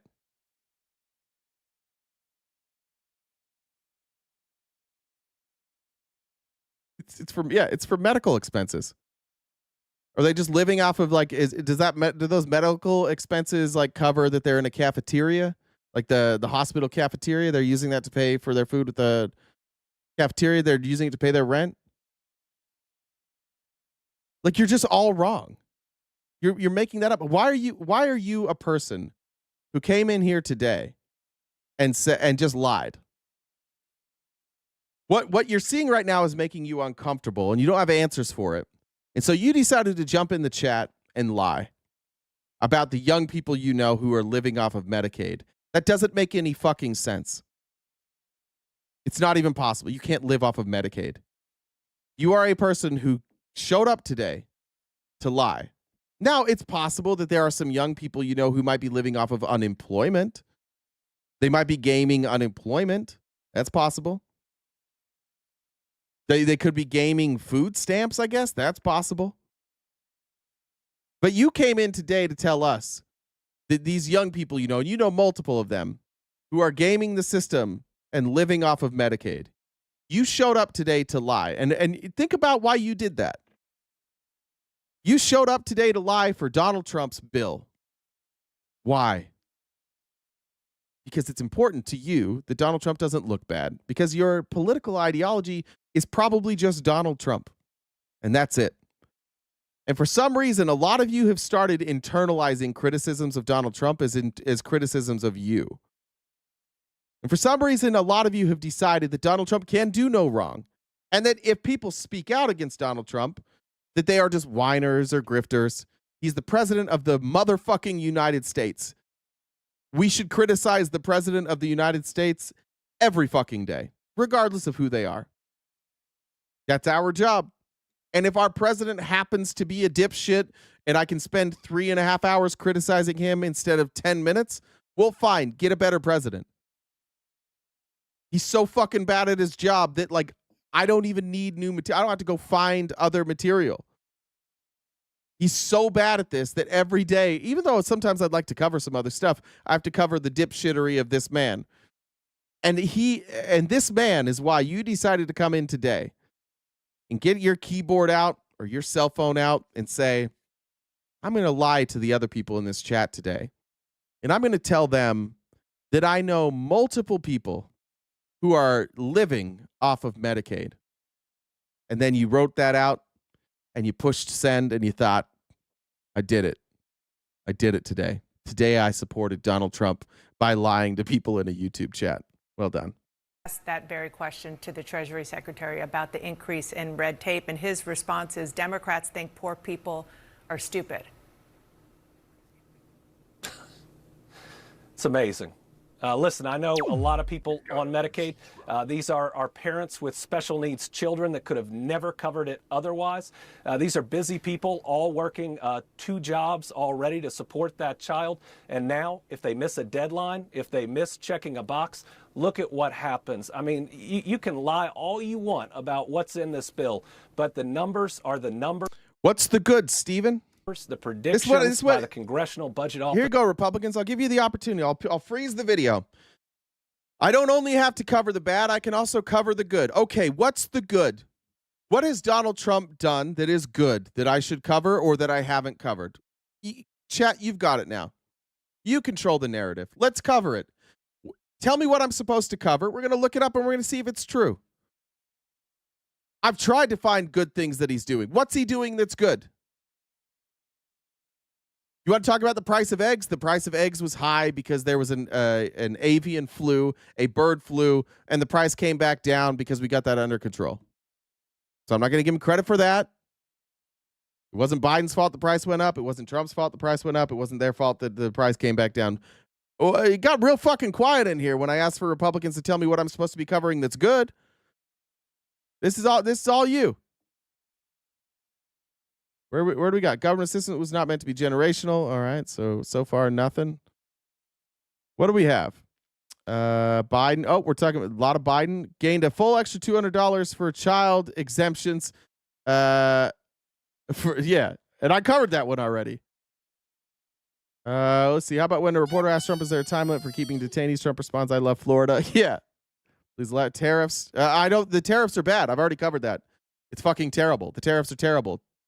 So it's not that. It's not down 400%. What do we got? I'm looking. We have the best president right now. He is not taking Medicaid away from special needs children. Gas prices are lower. Everything he is doing is great for America. None of that's true. Literally none of that stuff's true. More kids got hungry. Sorry, I'm looking. You guys aren't. If you're not MAGA, can you not comment for a second real quick? Let's give MAGA a chance to tell me what I'm supposed to celebrate. Crime rate is sky high. It's at like all-time lows. Biden killed millions of birds. All right. Removing TDA. What's TDA?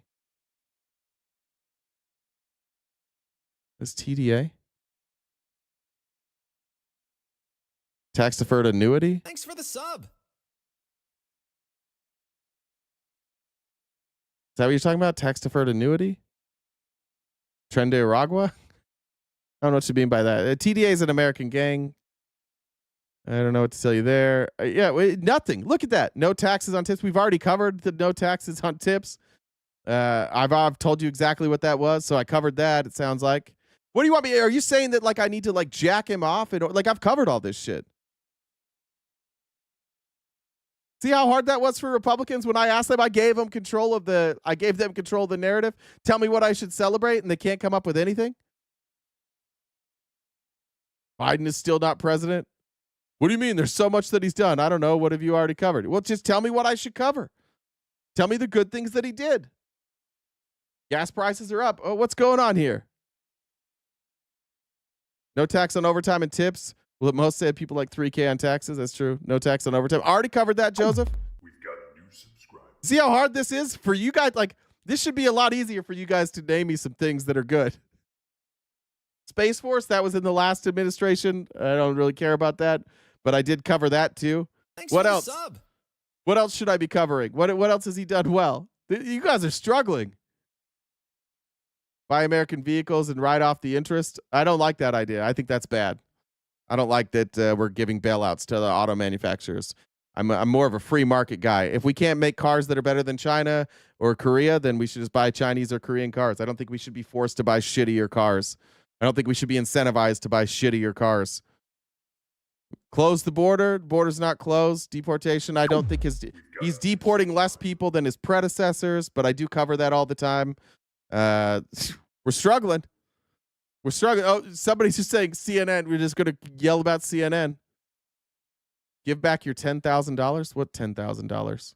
Did he give me $10,000? Hostages released from several countries. There were hostages released under the Biden administration, but I did cover the hostage releases. We covered that when Trump was inaugurated. He brought them all on stage. I covered that. Every time we've had hostages released, I've covered that. Got rid of males in sports. There's still men playing sports. That's weird. Goddamn, ended the 2035 EV mandate. There was no 2035 EV mandate, you dipshit. That was only in California, and he didn't end that, so try again. Goddamn, they struggled, didn't they? All right, everybody else is back in the chat now. We're done with the Republicans. See how hard that was for them? That's crazy. You only say the bad things. Why don't you ever focus on the good? Okay, what's good? I don't know. I can't think of any good ones. Well, I know that you should focus more on it. Yeah. See how hard that was for you guys? See how fucking hard that was for you? Imagine being me. I got to hear from you dipshits every day, too. It's not fair. You only cover the bad. Okay, what should I cover that's good? Things that you already covered in this show today. All right. What you're mad about is me not sucking his dick. What you're mad about is that I do cover the bad. That's what you're actually mad about, because none of the people that you watch cover the bad. In fact, like if I go to look at everything we've talked about today, if I go to Fox News, let's see. Let's cut off Andy for a second. If I go to Fox News, what's Fox News covering today? All right, well, that's me. I covered that. I covered this Texas tragedy, but they're saying Trump fires back at Schumer's blame game. Oh, we're mad at Schumer. Liberal lawmakers alarmed as liberal voters suggest they stormed the White House. Elon Musk takes bold second. Oh, I covered that. I feel like I'm covering the same shit Fox covered today. Except for this, Democrats go all in and pushing leftist agenda. A lot of fear mongering here too. Let's look here. Fear mongering. White House faces blowback after DOJ. Oh, I've covered that. I didn't cover this. 25% tariffs. Oh, that just must have just barely happened. Good, more tariffs. I hope you enjoy your Japanese and Korean goods that are going to be more expensive. Yeah. What do you want me to cover here, folks? Harder than you think, huh?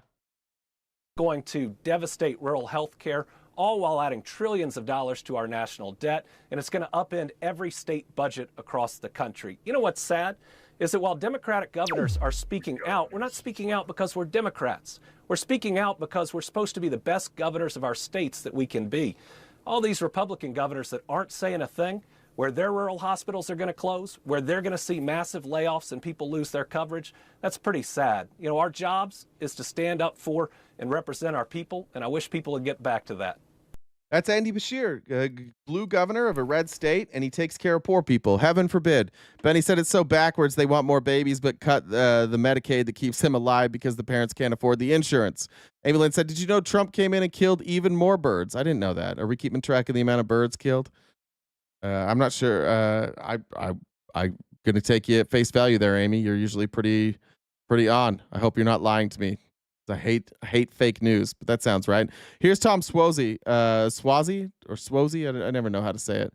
Pointing to what we talked about with that CNN clip earlier, that the problem with what Republicans are saying right now is that they are focusing on the parts of the bill that they know are popular, and they're refusing to tell you that they could have just put those parts in the bill and they didn't have to cut money for rich people. Again, I asked Steven this, I've asked all of you guys this, and none of you have an answer for this. Why couldn't we just cut taxes for middle class and poor people and not taxes for rich people? Why did we have why do we have to keep massive tax breaks for rich people, and why are their tax breaks permanent? Here's Tom Swozey. I know that you just brought up Medicaid and potential loss of coverage. What do you say to some Americans who might wonder, well, why should the able-bodied not have to work in order to access Medicaid? Swoozy? You say it's swoozy? Oh, damn. Well, you have to understand that 92% of the people that are able to work are currently working, and the 8% that are not are often people that are taking care of disabled children. Remember that 2/3 of the people in nursing homes are on Medicaid. 1/10 of all the veterans in the United States of America are on Medicaid. Medicaid is a lifeline for so many people that are facing such difficult circumstances that we can't even possibly imagine. And why would we be taking health insurance and food benefits away from some of the most needy Americans while we're providing what I believe is an unnecessary tax break for some of the wealthiest Americans? It just doesn't make sense that you're reducing taxes for some of the wealthiest people, hurting some of the lowest income people, while blowing the biggest deficit in the budget that we've had in the history of the country. Those things just don't add up. But will the Republicans tell you that? No, they won't. Are we covering the tax on tips? Are we covering the no tax on overtime? We're covering the whole bill. Republicans are only telling you part of it. Listen, this chat, we're dying here. How many? We got 8 different ways to say Swoozy, swoozy. I see Swazi. I always thought it was Swazi. I see Swazi. I see swoozy. I see Swayze. Which I don't think Swayze is correct. I'm pretty sure that's not correct. We can't find uniformity on that name. His name is whatever you want it to be.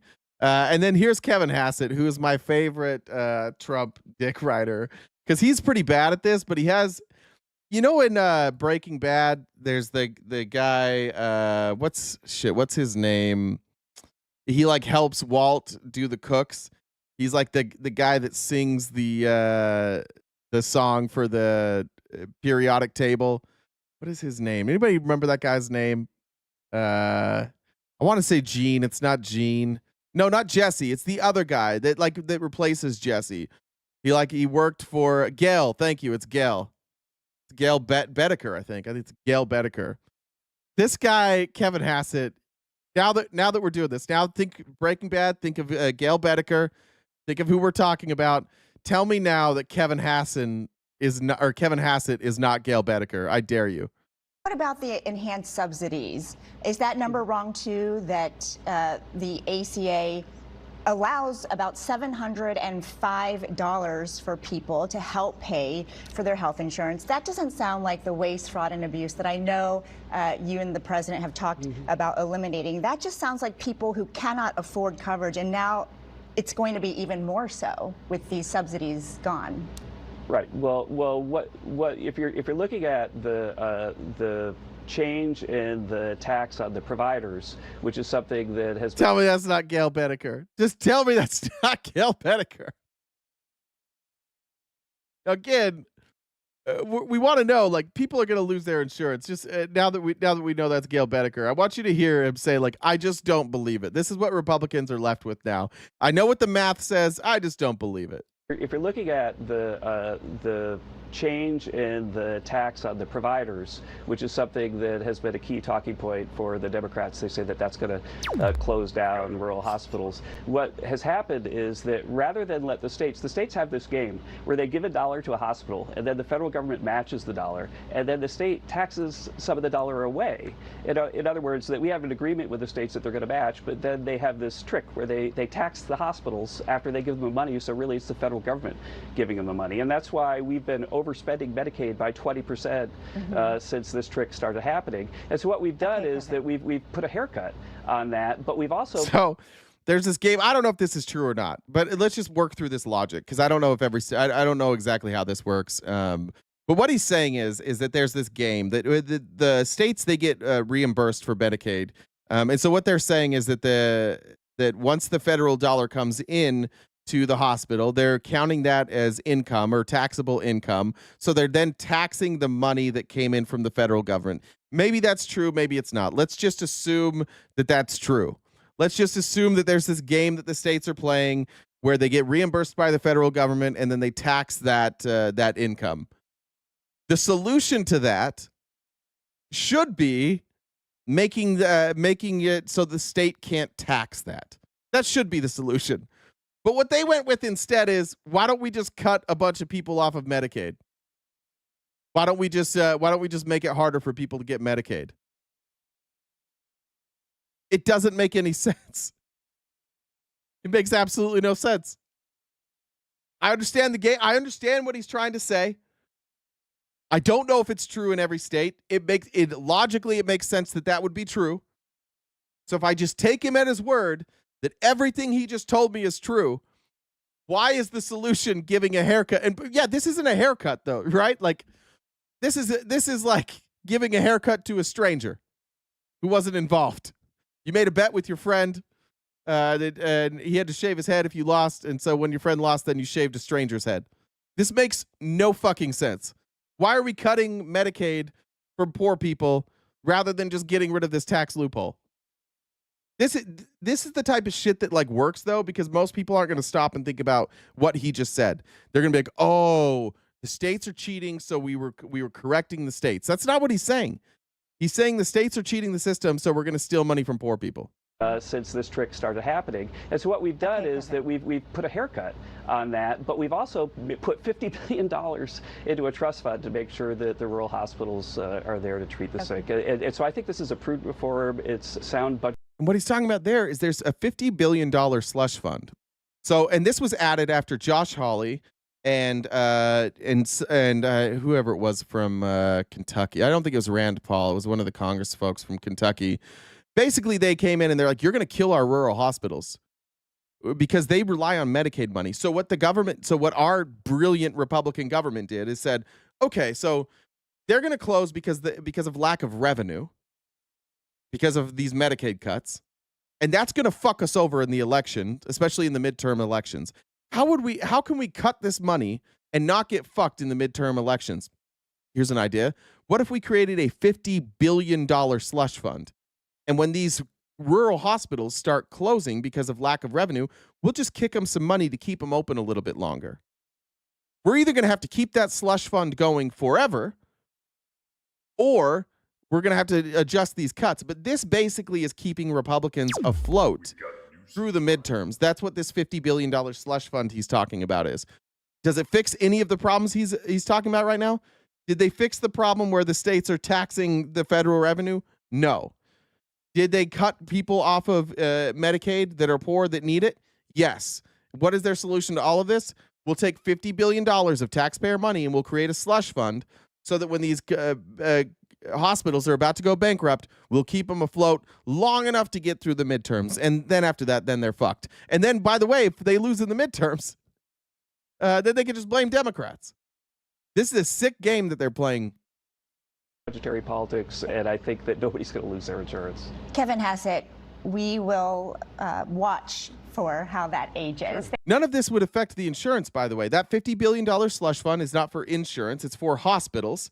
The tax thing that he was talking about has nothing to do with insurance. Nothing he just said today in that clip has anything to do or it argues against the point that people are going to lose insurance.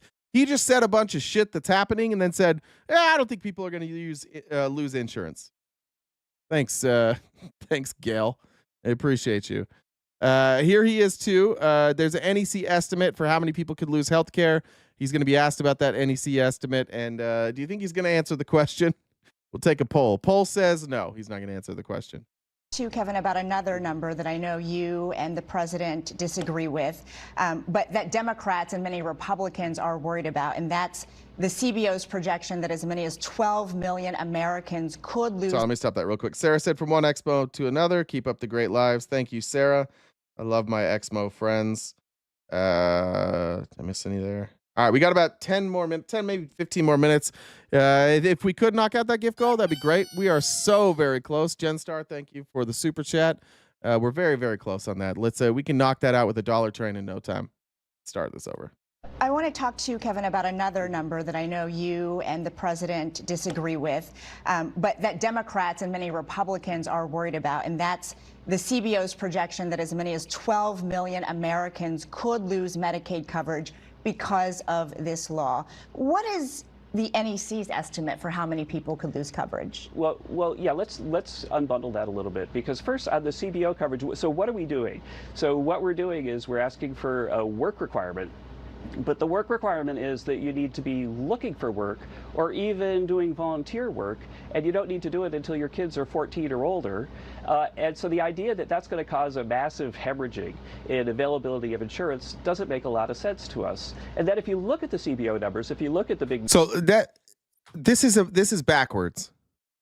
So will people lose their insurance? Yes. Why are we coming up with the number 13 million?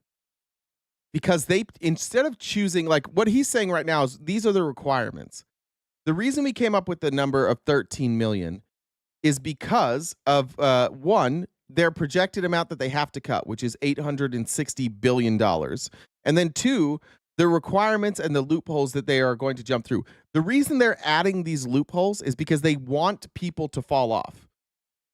That's why you're adding a work requirement.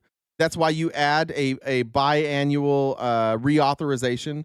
That's why you defund offices where you can go and get help to register for Medicaid. That's why you defund nonprofits who help with this. That's why you spread out the different places, the different steps that you have to jump or go through in order to apply for Medicaid. What he's explaining right now are these procedural events that they're putting in place, and they know based on estimates of when they've done this before of how many people will fall off.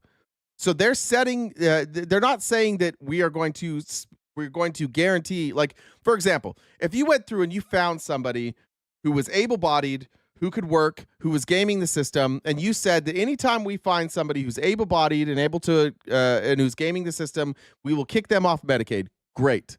Nobody would argue that. But the problem is that the stipulations that they're adding, they know and they don't deny that people who qualify for Medicaid are going to be kicked off the system. They know that, and they know that they're doing it on purpose. So they can sit here and say on TV, as long as you do it the right way, you will get your Medicaid. But by the way, the right way, we're now going to change all of that, and we're going to pretend that it's about this 0.3% of people who are actually gaming the system. And we recognize that most of the people who are going to lose Medicaid absolutely were entitled to Medicaid. They just didn't jump through all of the hoops that we're going to force them to jump through now. Numbers, they say that people are going to... The idea of making it harder for people to access healthcare is cruel. It's very Republican. Good point, Kristen. Tanya takes pics at Dollar Train, all aboard. Thank you very much. Lose insurance. About 5 million of those are people who have other insurance. They're people who have two types of insurance, and so therefore if they lose one, they're still insured. And so the CBO numbers on that side don't make any sense. Why do they have two types of insurance, I wonder? Is one insurance not covering it? Is one insurance maybe provided by their job that they're working, but that insurance is so shitty that it doesn't cover what they need, and they don't make enough money to buy their own insurance, and so they actually qualify for Medicaid? Is that why? Why did they have two different types of insurance there? Kevin, are you going to talk about that? No, we're not going to talk about that. Trudy said, living in the Midwest, it's pretty standard after a family get together to have a corn poop the next day. I had a corn poop this morning. I had corn on the cob last night, corn poop this morning. That's how it goes. Thanks, Denise, for joining the Dollar Train. Jamie said, rooting for that comeback. Appreciate it. To us at all. But on the other side, go back to 2017 when we had work requirements for Obamacare, and they said that we'd lose about 4 million insured between 2017 and 2019, and about double that over the next 10 years. And in fact, the number of insured went up quite a bit, by more than 10 million over those 2 years, because the bottom line is because you took the total number of insured and you didn't take the number of people that were kicked off. It's just all games for these motherfuckers. It's all games. They said that 4 million people were going to lose their insurance. That happened. 10 million people gained insurance. That doesn't mean that those 4 million people weren't kicked off. This is such a sick game that they play all the time, where they're connecting two numbers that really don't apply to each other. Those 10 million people, by the way, those could be 10 million new people that got like a different job. They might have had health insurance from a different job, and then they switched jobs, and now they have a new health insurance provider. They never address what they're actually talking about here. Well, they said that there would be 4 million people that lost. Yeah, there were. But they didn't bring up that 10 million people would get it. Yeah. But that had nothing to do with anything that you guys did. That just means 10 million. By the way, millions of people enter the workforce every year. People leaving college or turning 18. And those people, if they have a full-time job, a lot of times they get insurance. The way that this guy is able to just manipulate numbers and lie with this smile on his face is exactly the problem with this country. Is that none of these motherfuckers are ever telling you the truth. Best way to get insurance is to get a job. And we've got a big, beautiful bill that's going to create a lot of job creation and a lot of insurance, and the CBO is just not accounting for that. Well, it's because you guys can't prove it. Because we keep asking for your numbers, and you don't give us any numbers. And so the CBO doesn't account for your fucking fairy tales. Yeah, that's why. Yeah, because you can't tell us anything. It doesn't account for what the tariffs will do. Well, we don't know what the tariffs will do. It doesn't account for magic. Sorry about that. And again, they need to go back and look at all the things that they got wrong. You realize that they're underestimating Medicaid spending by 20%. They should look back at all the things they got wrong and explain what they're going to do to get it right in the future and to do a better job. And if they do that, we'll take them more seriously. But right now, I don't think any serious thinker could take them. Yeah, because they have to use current projections, dipshit. You know why the CBO score is always wrong? Because things always change and it's impossible to predict the future. Everybody knows what the CBO is, right? It's the same way of you, like, let's say you set your annual budget for your family and you say, like, I'm going to spend $500 a month on food. I'm going to spend, here's what my rent is or my mortgage. Here's what we're going to pay on gas. Here's what we're going to pay. Let's just say gas. And then all of a sudden gas prices go up by 300%. Are you going to spend more on gas? Yeah, you're going to spend more on gas. Oh, and guess what? Little Timmy broke his fucking leg, and now you have to pay for that deductible. You have a $20,000 deductible that you weren't planning on paying, so your expenses went up by $20,000. Yes, the CBO is incapable of predicting the future for emergency spending, things like COVID, right? Or bailouts, or how about the $80 billion that Trump had to pay towards farmers in bailouts? Yes, the CBO is always wrong, always, and it will always be wrong. But you know what the CBO almost never happens though with the CBO is that they're wrong about like projected spending, where they're saying, here's what we're going to spend, and then we spend less. We just always spend more. So what he's saying right now is the CBO doesn't even project the spending. Yeah, I know. Yeah, because you always spend more and you never spend less. But they can only go off the best available data that they have right then. If the CBO is saying that this is going to increase the debt, and your only response, and this is the Republicans' only response, is no. The thing that the CBO isn't factoring in is that tariffs will cause so many new jobs and such a massive increase in pay that the increase in revenue and the increase in income will lead to more receipts. And that's just magic thinking. They don't have any data to back any of that shit up. They're just saying, we believe that this will happen. And that's what they said about the 2017 Tax Cut and Jobs Act. They said, we understand that if you look at the CBO scoring and the CBO says this will increase the debt, these same people, Kevin Hassett, Donald Trump, Scott Bessent, all these same people were telling you in 2017 that actually it would create so much revenue that we would pay down the deficit. Did we? Did deficit spending increase or decrease? It increased. So the CBO was right again that would increase it. Now, they were low on the number. It actually increased it more than they said it would. But they said the same thing about the Bush tax cuts. And what happened? Deficit spending increased. They're playing this fucking silly game where they're like, oh, the CBO is always wrong. Yes, the CBO is always wrong, but never in the direction that you're claiming it will be. You can't show me an example of the time that the CBO said tax cuts are going to lead to increased deficits and the reverse happened. It always happens that tax cuts have led to increased deficit spending. There are 0 examples of a tax cut leading to decreased deficit spending. That's the game they play. And that game works if you are a dumbass or if you're just like, I worship Donald Trump. Whatever Donald Trump says is always right, always and forever. That's the only way what he's saying makes sense.